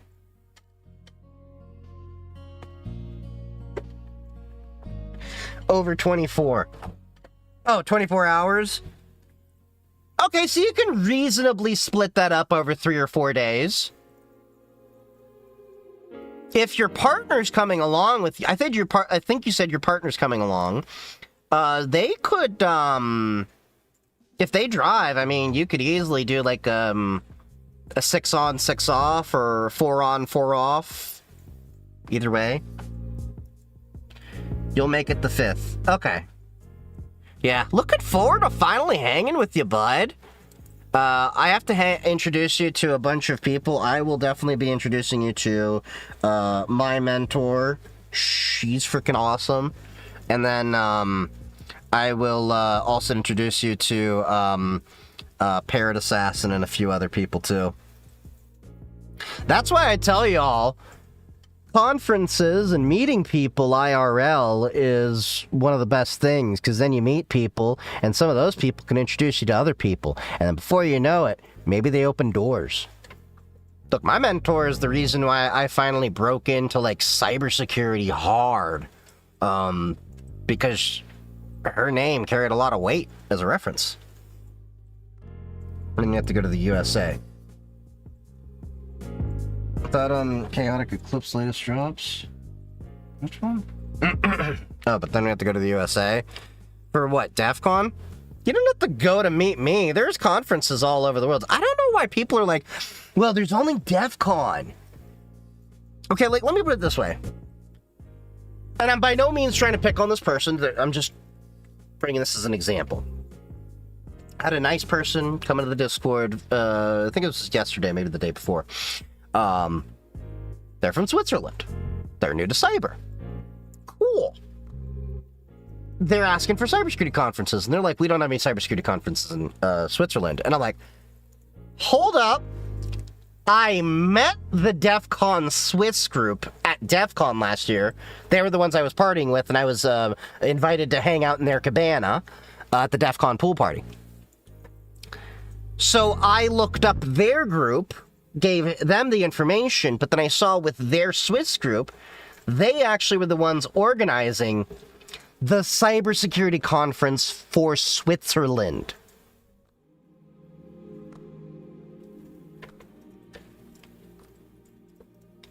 I'm not putting anyone down. I'm just saying, like, that kind of points out to me there are cybersecurity conferences in a lot of places, and a lot of people don't realize that. Hell, I didn't realize how much stuff was happening in my own backyard until I actually started looking. So, don't think, oh, well, I can't go to Vegas, so I can't go to DEF CON, so, oh, well, that sucks. You can make DEF CON a bucket list item, a goal to go to, all right? It was for me for many years, okay? As you know, my employer has only paid for one of my DEF CON trips, my first one. After that, I was fortunately in a position enough that I could pay for it myself, and I did.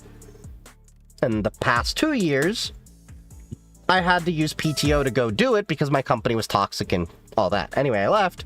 New job, now I don't have to take PTO. But, in fact, the new job, I'm actually going to follow up and ask them, look, I already paid for everything. Am I allowed to use the company card because I'm technically going to a work-related conference I just happened to pay for before I was at this job, and they're not making me take PTO for because it's related to my job? Can I at least use that for some of the meals? Because they already have approved me going and paying for the... Oh, a lot of you don't know this. I didn't even share this. So B-Sides and DEF CON, you can actually buy the talks. So all the talks are free if you go to like infocon.org or media.defcon.org. They're all available for free to get access. Infocon has just all the cybersecurity conference stuff, rather than media.defcon.org just has DEF CON, okay? But they have a deal where if you go to the vendor area inside of DEF CON, they have an on-site special to get all of the recorded talks from DEF CON and or B-Sides. And historically, before Black Hat was sold off into its own thing to media companies, it used to be the Black Hat and DEF CON talks that you used to get in this package. Now they don't do it anymore. The Black Hat talks are a whole separate package. You have to, yeah, anyway. For, what was it, $280? We get a license digitally to download it, and we get the SSD as well filled with it of all the talks from B-Sides Las Vegas 26, as well as DEF CON 34. That should be hitting our mailbox within a week or two after the convention ends. And work already approved that, and the reason why that is significant is, one, you get those talks a few months earlier than when they release it for free. Two, that version gives you a business license, which allows us to put that content on any internal company server, which will become the start of the cybersecurity library I'm building for work.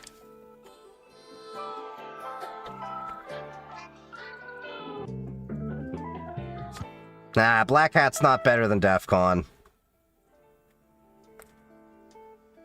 My take on Black Hat is, I personally haven't been, but the fact that everyone I know who has been to Black Hat, and so far, that's close to a dozen people right now, every one of them have told me they don't like Black Hat.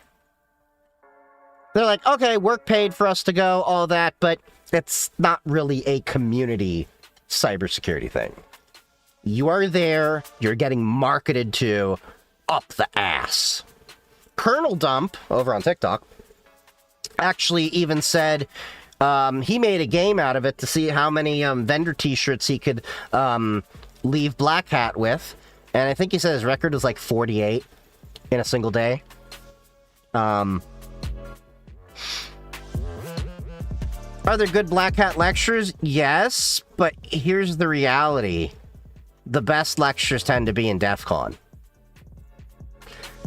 The even better, most juicy talks happen in Sky Talks at B-Sides.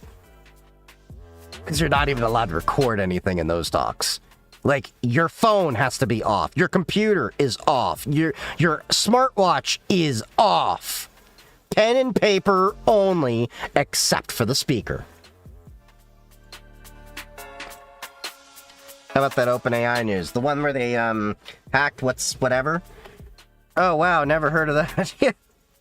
Yeah, Sky Talks.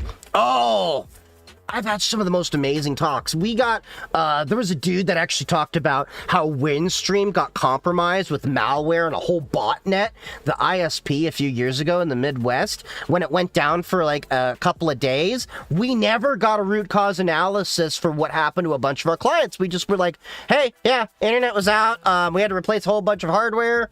So do your clients. Bye.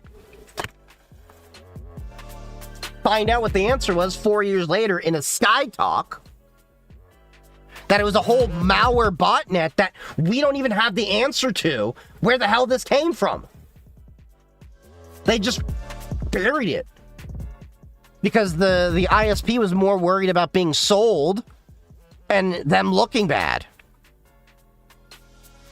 There was an amazing talk that I actually saw from an adult content creator in a cybersecurity context, where they were talking about how the cyber risks that they face. And an interesting takeaway that I had for adult content creators was they are essentially a canary in the coal mine for cybersecurity.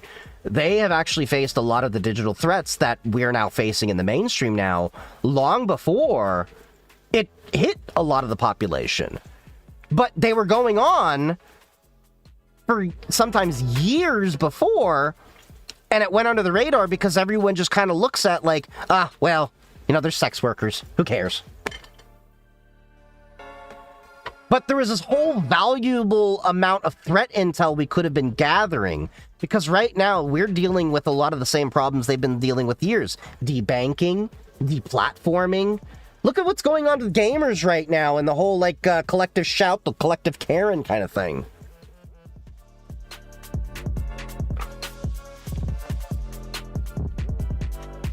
Sky Talks are just epic. When was this? 2012? I want to say 2016, 17, somewhere in there. I've been to Black Hat. I thought the talks were just fine. Maybe I didn't play right because I didn't get a single vendor shirt. Abby, I mean this with all the love in the world, because we've hung out and you're a wonderful person. It's absolutely because you fucking don't know how to talk to vendors.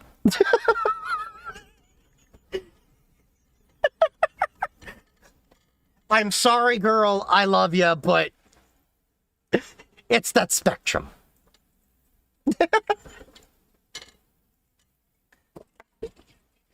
How do you talk to them? So this is one thing Okay, let me put it this way. I am diagnosed as ADHD. Not self-diagnosed. I was properly diagnosed when I was like 5 years old, but I do suspect that I'm somehow on the spectrum, but I just haven't gone down the route of doing all that, and I'm like, okay, great, I got the diagnosis. What the hell does that mean at this point in my life? That's how I feel like it. But anyway, I was given the privilege, at least, that I was raised around people that were very entrepreneurial, so they always taught us how to network and shake hands and meet people and schmooze and do the whole thing. You combine that with the Midwest charm, generally that gets me through a lot of doors.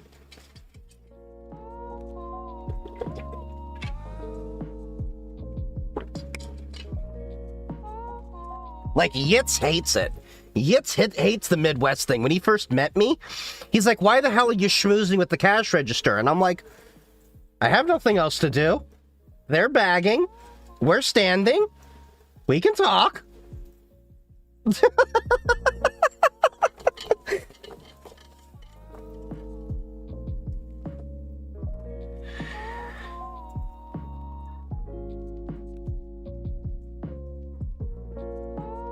This is amazing. It's expensive, though, too. One of my friends was telling me, and they're in Project Glasswing, it was like $32,000 a day, what they was costing them. My manager at the time preferred Black Hat over DEF CON for some reason. He found a booth with our company logo blurred out as marketing material for a company that specializes in post-breach consulting. So the reason why your manager likes Black Hat over DEF CON, I'll tell you, it's straight up, because that's where all the vendors are. Black Hat is an enterprise corporate security event. It is there. Basically, a huge part of it is it's a marketing funnel. So what I mean by that is, look at the Black Hat badges. You have QR codes. Your PII is attached to it. Your name, your work email. You had to register with all that info. All those vendors are going to scan your badge, and then they're going to connect with you after the show and sell you a bunch of marketing bullshit. And that's one of the requirements often to get the, the shirts and everything. Just so you know. Oh, yeah, we'll give you a shirt. Just let us scan your badge so we can nag you with fucking marketing bullshit I have no authority to approve.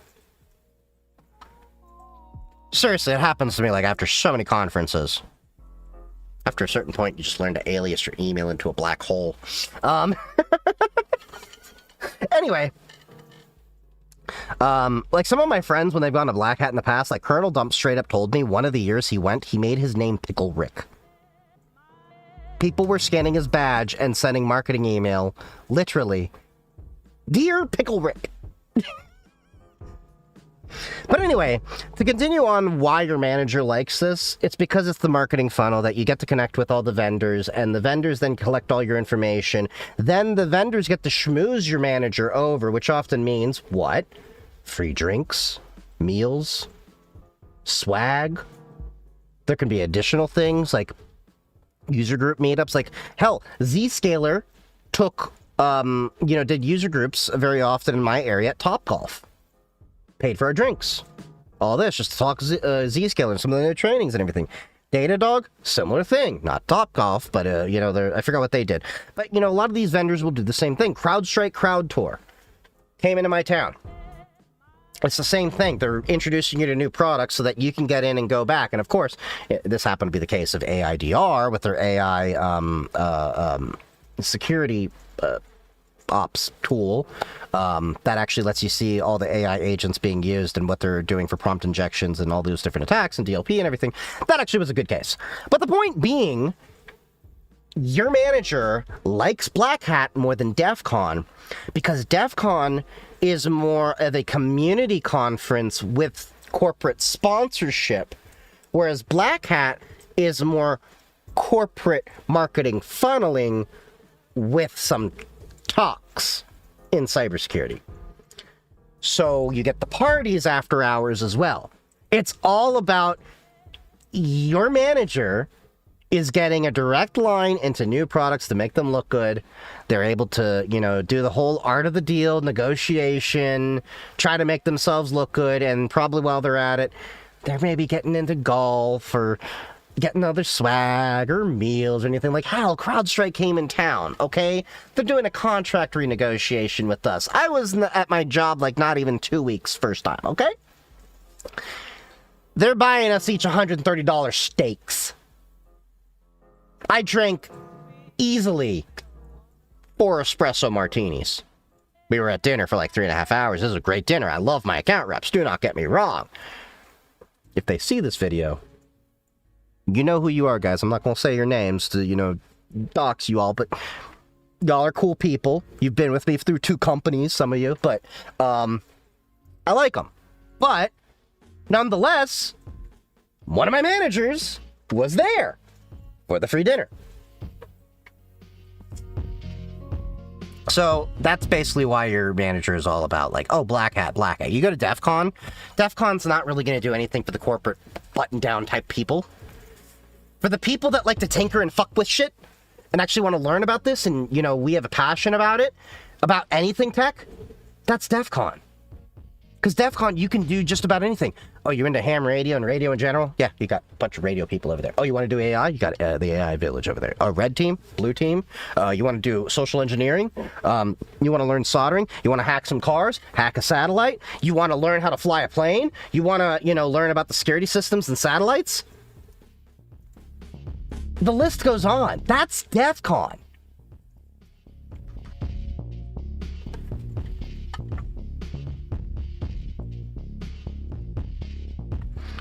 Alright, let's see. What age did you get into this stuff and what do you recommend? I started at a very young age. I'm basically a second generation geek. My dad was in the Air Force, worked on the Hubble Space Telescope, so I was very privileged in the fact that I grew up as a little kid. In my bedroom, I had a Windows 98 computer to myself. Back when people had one computer for an entire house, I had a desktop to myself. My first laptop was an IBM X20, which was literally, I think, the first laptop IBM had. Like, proper laptop as we think of. And this was before Wi-Fi was a thing. We had PCM CIA cards. We had to physically connect a Wi-Fi card, but we didn't have Wi-Fi. So we had Ethernet. So Dad put Ethernet all throughout the house. So I had to learn with him about this stuff. We had Cat5 Ethernet, 10100 Ethernet with a LAN in our house before we had a Wi-Fi router. Then we got Wi-Fi B, then Wi-Fi G, and then, started learning. And with Wi-Fi then came the learning of Wi-Fi security, because you had WEP, and a lot of Wi-Fi at the time also didn't even have passwords. There were a lot of open networks. I got introduced to Linux when I was about 9 years old from the friend of the family. A couple years later, there's a TV show called TheBroken.org. We'll go over it next week in the Hacker Summer Camp content we're reviewing and everything. It's a hacker TV show before YouTube even existed. They taught me about social engineering for free pizza, which that tactic worked up until, pizza was an online ordering thing rather than through phone and meeting in person.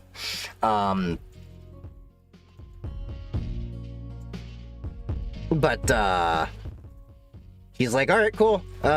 He's like, here's this video also. We're looking about war driving and learning how to crack wireless networks. And he's like, cool. And then he's like, cool. So, yeah, you saw how you talked about, like, how the Orinoco wireless card is better? Yeah. Okay, so we have one of those. And here's Canopix Linux. We're going to go in the Volkswagen, and we're going to start war driving. And for several weeks, we hang out and drive around and see what networks we could pick up. And this was back in the days before WPA was even a thing, so we were cracking a lot of networks.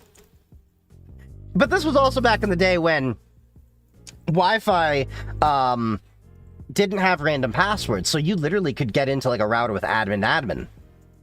It wasn't a random generated thing as it is now, thanks to, I think it was California law that pushed all that. Anyway, we got to the point where I think after a couple months or so, we basically had enough Wi-Fi networks we could basically walk around most of the city and choose whatever network we needed, because Wi-Fi was not that plentiful. But this was like where free Wi-Fi was very unheard of at the time.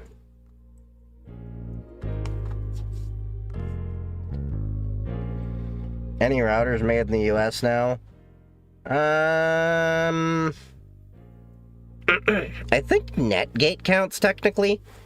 My firewall technically counts, because I bought the hardware, but it's fully assembled in Ohio. Ha! Take that, Trump. How do I install Virt Manager on Vanilla OS? Not familiar with Vanilla OS. You'll just have to look up the instructions for Virt Manager and see what people have to do with that. Netgear? Maybe. California mentioned, what the fuck is a healthy economy? But yeah. Wait, what the hell? What the hell is this? That Kara shared?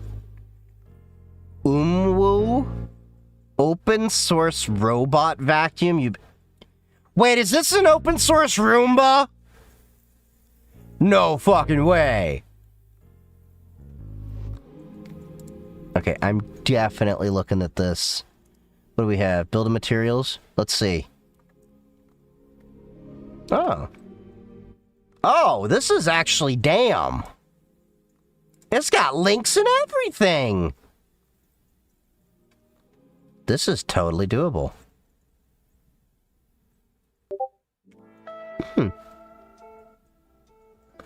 You know, I'd be totally game. About $200 in source parts, plus a Raspberry Pi 5, 4 gigabyte, aiming at the capability of a mid-range 5 to 600 commercial vacuum with mopping? Possibly premium obstacle detection, TOF plus killer camera plus an NPU accelerator. Okay, so that's why they want the Raspberry Pi 5, because the Pi 5 has an NPU.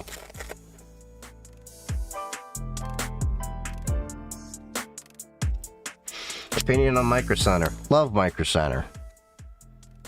That's the OG tech store. Maybe not the OG. I think that'd kind of be like Heathcliff or whatever that was called. Heathkit. Page mentor me. Answer. Why do you want to work?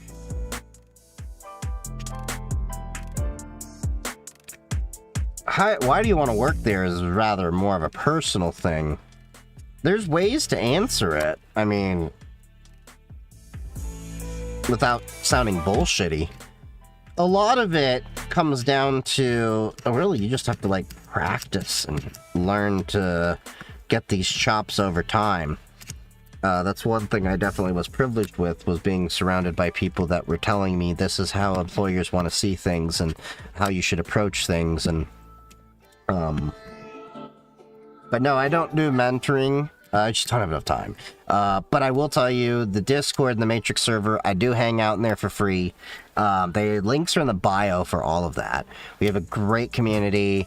Lots of people are learning tons of things all the time, and it's growing all the time. I mean, it's definitely getting more active, but I definitely want to build this robot Roomba. At least for down here, I think it'd be cool to have like a robot Roomba. Could you invite? I don't need to invite. You just go to the links in my bio of TikTok, and then the link is there for the Discord and everything.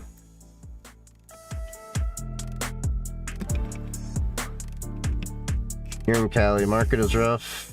Mainly I am at the moment. Oh. Yeah, California is something else. I used to work there. Understood. I'm also CISSP holder. I just want to hear your suggestion. Hold on. Oh. Sorry, I was reading it. I had to scroll up to the chat. Just came from TikTok. Need some advice. Tomorrow, third interview is senior infosec IAM. Next week is senior architect. I guess is what you're saying. Any advice? Would want architect role for sure, but better pay. But it's a very far stretch. Any way we can make it work, please help. I mean, the honest answer is you basically just have to, you know, sell yourself. Comes down to your skills and how you can present yourself and how you can communicate your effectiveness. The other important thing is, I've seen a lot of people mess up with this. You'll get jobs very often that'll be like, we need AWS experience or such as that, or I'm just gonna use that as an example. So my last job, I have not done AWS, Azure. I've done a DigitalOcean Node stuff, but you know, it was like, my boss was asking me like, do you have any AWS experience? And a lot of people in that situation where I'm at would just say no and stop it there. But there's an easy way to like flip little things like that where it's like, no, instead of saying no, it's, I have not been able to be given the opportunity to experience that, or something like that. Basically, you turn it from a no into a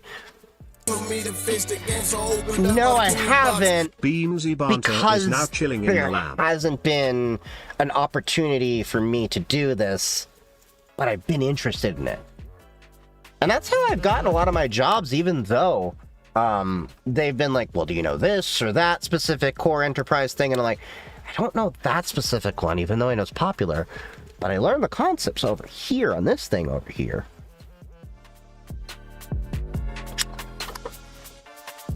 And then lo and behold, before I left that job, I basically was one of the AWS subject matter experts.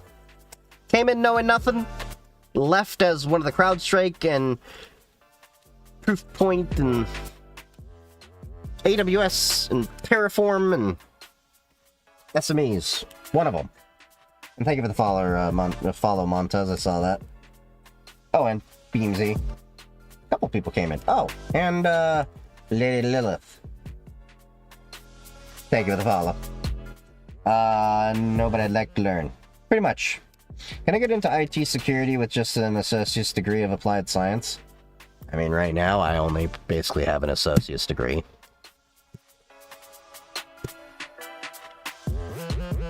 Granted, it's in network system administration, but the point still stands. It's just an associate's.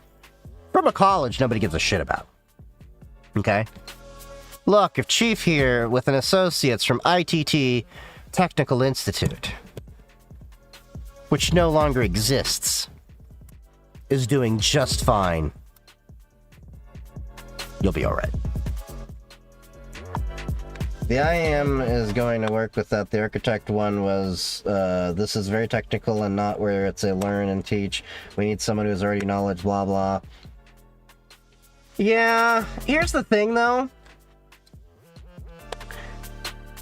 Architects need to know things, but they just need to know very often the concepts of different things to build upon that knowledge.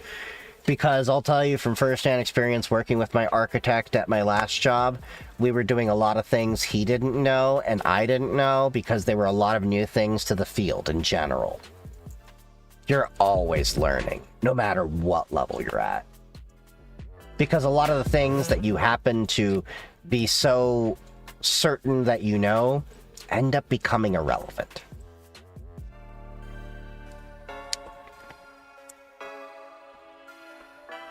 Another question I remembered is, you recently attended WG. How's it going? Where's your percentage?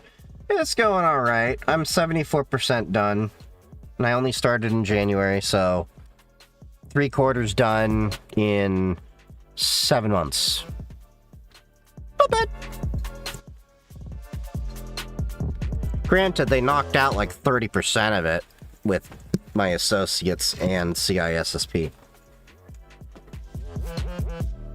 Last I remembered, you passed your Linux Essential with these, so more than halfway. Yeah. I got Home Lab for select tools. I'm comfortable in Windows, but should I go with Mac? No. I know a lot of people, for some reason, are just like, yeah, you gotta use the Mac if you're, you know what? No, you don't. You'll be happier with Windows, using Windows subsystem for Linux, or a dedicated Linux laptop than you will be on a straight Mac. I'm telling you this from first-hand experience because my work computer is a Mac. It frustrates me so fucking much. There's a lot of shit that just doesn't make sense, or it does in weird ways that I'm like, no! Are you gonna take the CCSP D320? I don't know if that's on the to-do. I mean, I'm planning the CCSP, but I don't know, I don't think it's a requirement with my, degree. But yeah. Alright, so we got the recovery mode. And then... So what's this?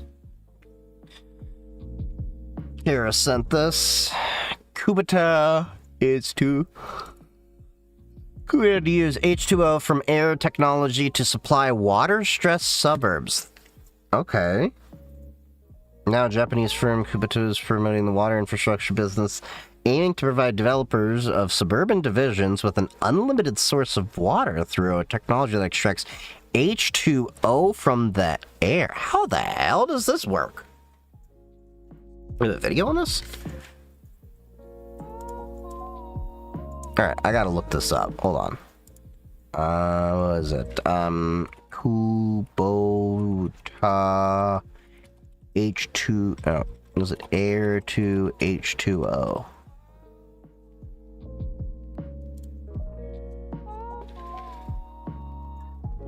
You've been doing this for a while. Kick ass. I can save money now and there. Who can eat? Get money in the They tell me you've been getting when I sleep. Wake up and getting bad. Bitch, I do this for the streets. ADHD. Torbats just subscribed. Hey, thank you for the sub there, Torbats. Came with the receipt for you. Appreciate you. Okay, so that's interesting. So we're probably... If there's a mod in chat, make a note to pin that we want to monitor this. This is very new. Like, yesterday new. So there's going to be more covering this. I want to see a video breakdown on how this actually works. This is fuel water separator. This is water fuel. So what is this?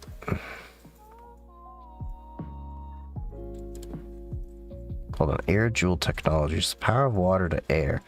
Okay, here we are. We're making more sense now. Okay, CATL is in this as well as BAS. These are big companies. Bam.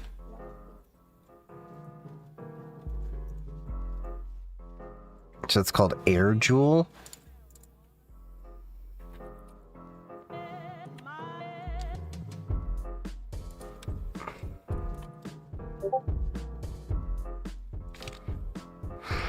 Where the hell is there like any? That's from Air Jewel. Air Jewel. I guess we can see. Is this? Please don't just be straight marketing BS. Please don't just be straight marketing BS. What if clean water and energy weren't an ambition for tomorrow, but a possibility for today? Air Jewel extracts water from air with greater efficiency than any other technology. We tap pure water directly from Earth's own natural resource, Okay, but do you explain how this is done? the atmosphere. Anywhere, anytime, any climate, for any need. Our planet faces profound challenges that demand immediate solutions. Today, nearly 4 billion people struggle with water scarcity. And as the As I drink my water. global population skyrockets, water scarcity will make food production increasingly unsustainable. Okay, we get it. A bunch of stock images. Yeah. Is this just... Okay, that's getting a little bit better.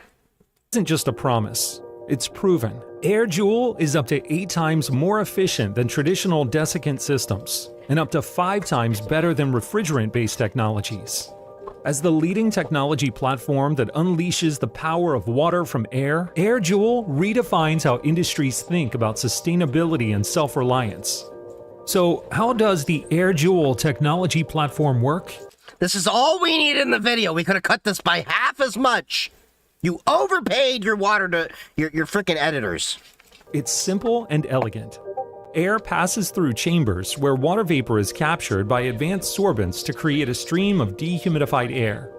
Waste heat is then introduced to release a pure, life-giving liquid, water. Wherever energy is wasted, wherever water is demanded, Air Jewel delivers.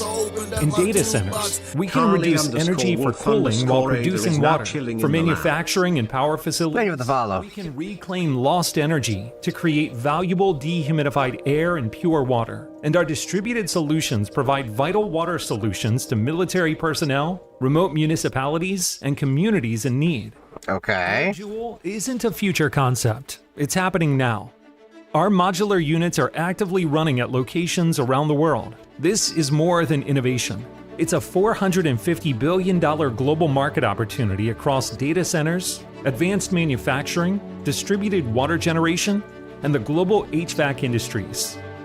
We have forged powerful partnerships with innovative leaders like GE Vernova and Carrier, redefining what true energy and water efficiency look like. The world can no longer afford to waste energy or water. With Air Jewel, we simply won't have to. Let's unleash the power of water from air to shape a future that's cleaner, smarter, and built to last. Air Jewel. Okay. I mean, I definitely gonna have to see more content on it over time to like really understand how well this works. We'll probably have to wait for videos from like 2-Bit DaVinci and stuff like that to break it down, but it seems interesting. Especially if we can lessen the strain on water usage in municipal data centers. Well, not municipal data centers, but in municipalities with data centers. But yeah. It's pretty much compressing air into water. It's like an air compressor, but it has a filter for water. Huh.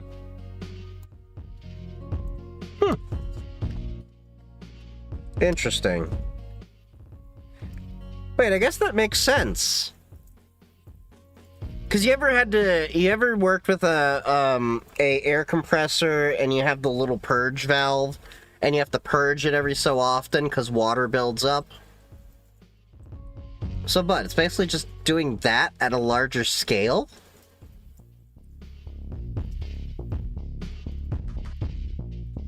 Interesting.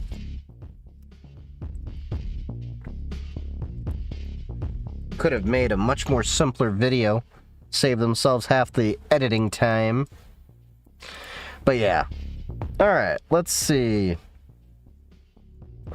What the hell?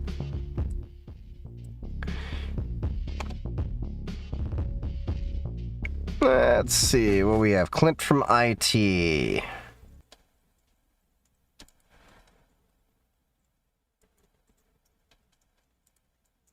Which... what the hell, TikTok? What the hell? Hold on. Let me... Because for some reason, Florp and TikTok, just TikTok, do not cooperate. I have to open up Firefox over here. Come on, TikTok. Why are you being derpy on a desktop today?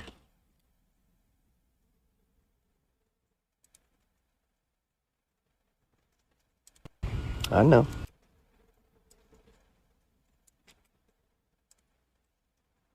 Hold on. IT guys, when people are nicer to get them, just to get their tickets ready. You just like me from a massive wiener. I know. It's fine. I get it. Bunch of whores. You. Yeah, it's always funny whenever you're the new guy at an IT job, you always know who are the problematic people. Well, not always, but a good amount of the problematic users are the ones that'll actually hit you up because they know you're the new guy and they think that you're going to give them leeway because you don't know how the way things go. Except the problem is, every time they try to do this, they forget I'm in cybersecurity. That means the new guy has to be even harder because we don't know what we can do or should do. So, yeah. It's always funny that way. And then we have, what is this? The Unraveling. Please finish a few more videos here before we call it for the night. 10,000 flights, no warrants. Could be flying over your house. Well, not this. This is a consumer drone. I'm talking about something much more advanced, piloted by the police. And, well, it took 2 minutes to get to your house. And while it was flying there, we actually don't know if it is violating your rights or not. And that's the core question. We've been talking about flock and flock safety, and that is good. 82 municipalities or locations or cities have ended their flock safety agreements since 2021 in 28 states. But now we need to talk about the drones. I'm not talking about the consumer drone I just showed you. I'm talking about a company called Skydio. The X10, their signature product, has a 48 megapixel zoom that apparently can spot a person from 1.5 miles away. Jeez. Read license plates from 800 feet in the air. It has thermal imaging technology, which is important to note because the Supreme Court has already ruled that thermal imaging counts as a search. Oh. Very quickly, and they can be. I didn't know that about thermal cameras. So imagine that you drive by and a flock camera grabs your license plate. Because you're on a hot list, it triggers a drone to launch automatically. Wired recently had a story where they released footage and images captured from these Skydio drones that were released on an unsecured feed. And their technology is, well, I hate to use this word, impressive. It's very clear that they can operate undetected. Police in Las Vegas have run 10,000 of these drone flights in 2025 and are projected to do as many as 20,000 of these flights. But this is not just about Las Vegas, rather how Las Vegas is being used as the blueprint to roll this out across the country. So you may be asking yourself, if they are doing this without a warrant, how is that possible? Especially because these cameras appear to be operating from the moment they take off to the moment they reach their intended target. Yeah, that seems problematic. It prohibits the use of these drones without a warrant, except for what they call exigent circumstances. Metro's entire Oh god, they're gonna do some convoluted bullshit to say that there's always an emergency and that's why these need to be launched, aren't they? We're gonna see some Cirque du Soleil style acrobatics going on, aren't we? Some really serious contortionism. Like, Tiny Girl Big Show level of contortion. Their justification for those flights, the entire program, is that their operation exists in exigent circumstances. Listen to this quote from an article in the Nevada Independent. The program, by its very nature, is always operating under exigent circumstances, which is why police don't need a warrant to fly over private property. That is shocking, and this technology is wildly capable. How do you always make the argument that it's always in exigent circumstances? I feel like we're going to find out that they're going to take way too many liberties with exigent circumstances. Let me tell you how alarmingly fast this program developed. In Las Vegas here, as we've been tracking, in 2022, there were fewer than 85 missions flown. In 2023, that number was 170. Okay. By 2025, as I've said, already 10,000. Holy shit! And we expect that number to reach 20,000 by 2028. 85? Alright. I can, see, hey, 85 times in a year? I can see there are 85 serious situations where there is an exigent circumstance 85 times a year. Okay, 170? Still. But then you go from 170 to 10 fucking thousand? This is literally the prime example of give them an inch, they take a mile. As Jacob Valentine from the ACLU stated of these warrantless flights over your neighborhood, it's a little bit like an officer walking through your house without a warrant and saying, "It's okay, I just won't remember what I see." I think we're all a little bit smarter than that. And regarding the security of the information that these drones are obtaining, well, we already know that there are significant open questions. The information that was obtained for the Wired article was obtained because it was live streamed. And let's think about this for just a second. The entire program in Las Vegas apparently operating under exigent circumstances, 10,000 flights. An exigent circumstance is supposed to be so urgent that stopping to get a warrant would essentially defeat the purpose. According to Las Vegas Metro Police's operating philosophy, that has happened 10,000 times in the valley in 2025. Think about that for one moment and ask yourself the question, are you concerned about your rights? You can get a drone like this and use it to fly and take vacation photos or use it as a hobby. The police can take much more advanced technology, fly it over your house, apparently without a warrant, say that it was an emergency, and then ask you to trust them. This is as serious as flock safety, but when combined with the entire network, it makes the whole situation much more serious. So if this kind of information is interesting to you, be sure to follow along for more updates and what you can do. Yeah, I knew they had some freaky shit. I didn't know the cops were doing shit like that, but then again, it shouldn't surprise anyone that they are doing shit like that.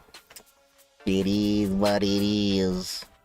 But, anyway, with that being said, it is getting a little late here. I do gotta go to work tomorrow. Thank you all for joining me. If you haven't, make sure to follow me. All the links are in bio for all of my socials. Join the Discord community. Follow me on YouTube. I got that DEF CON guide for the Hacker Summer Camp.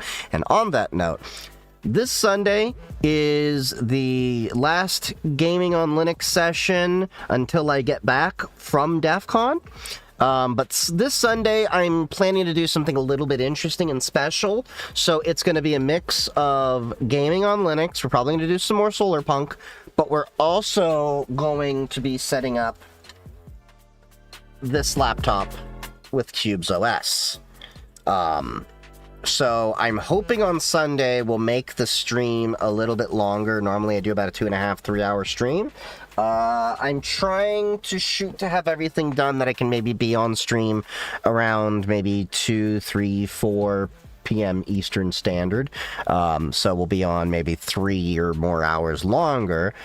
So we can go through Qubes OS, we can install it, we can show it off, and I have an extra HDMI cable here for my capture card, so you can see all the fun as we get that set up. Because I know a lot of you have not dealt with Qubes OS, the most reasonably secure operating system. But, yeah, thank you all. Love you all. Stick around for the raid if you are on Twitch.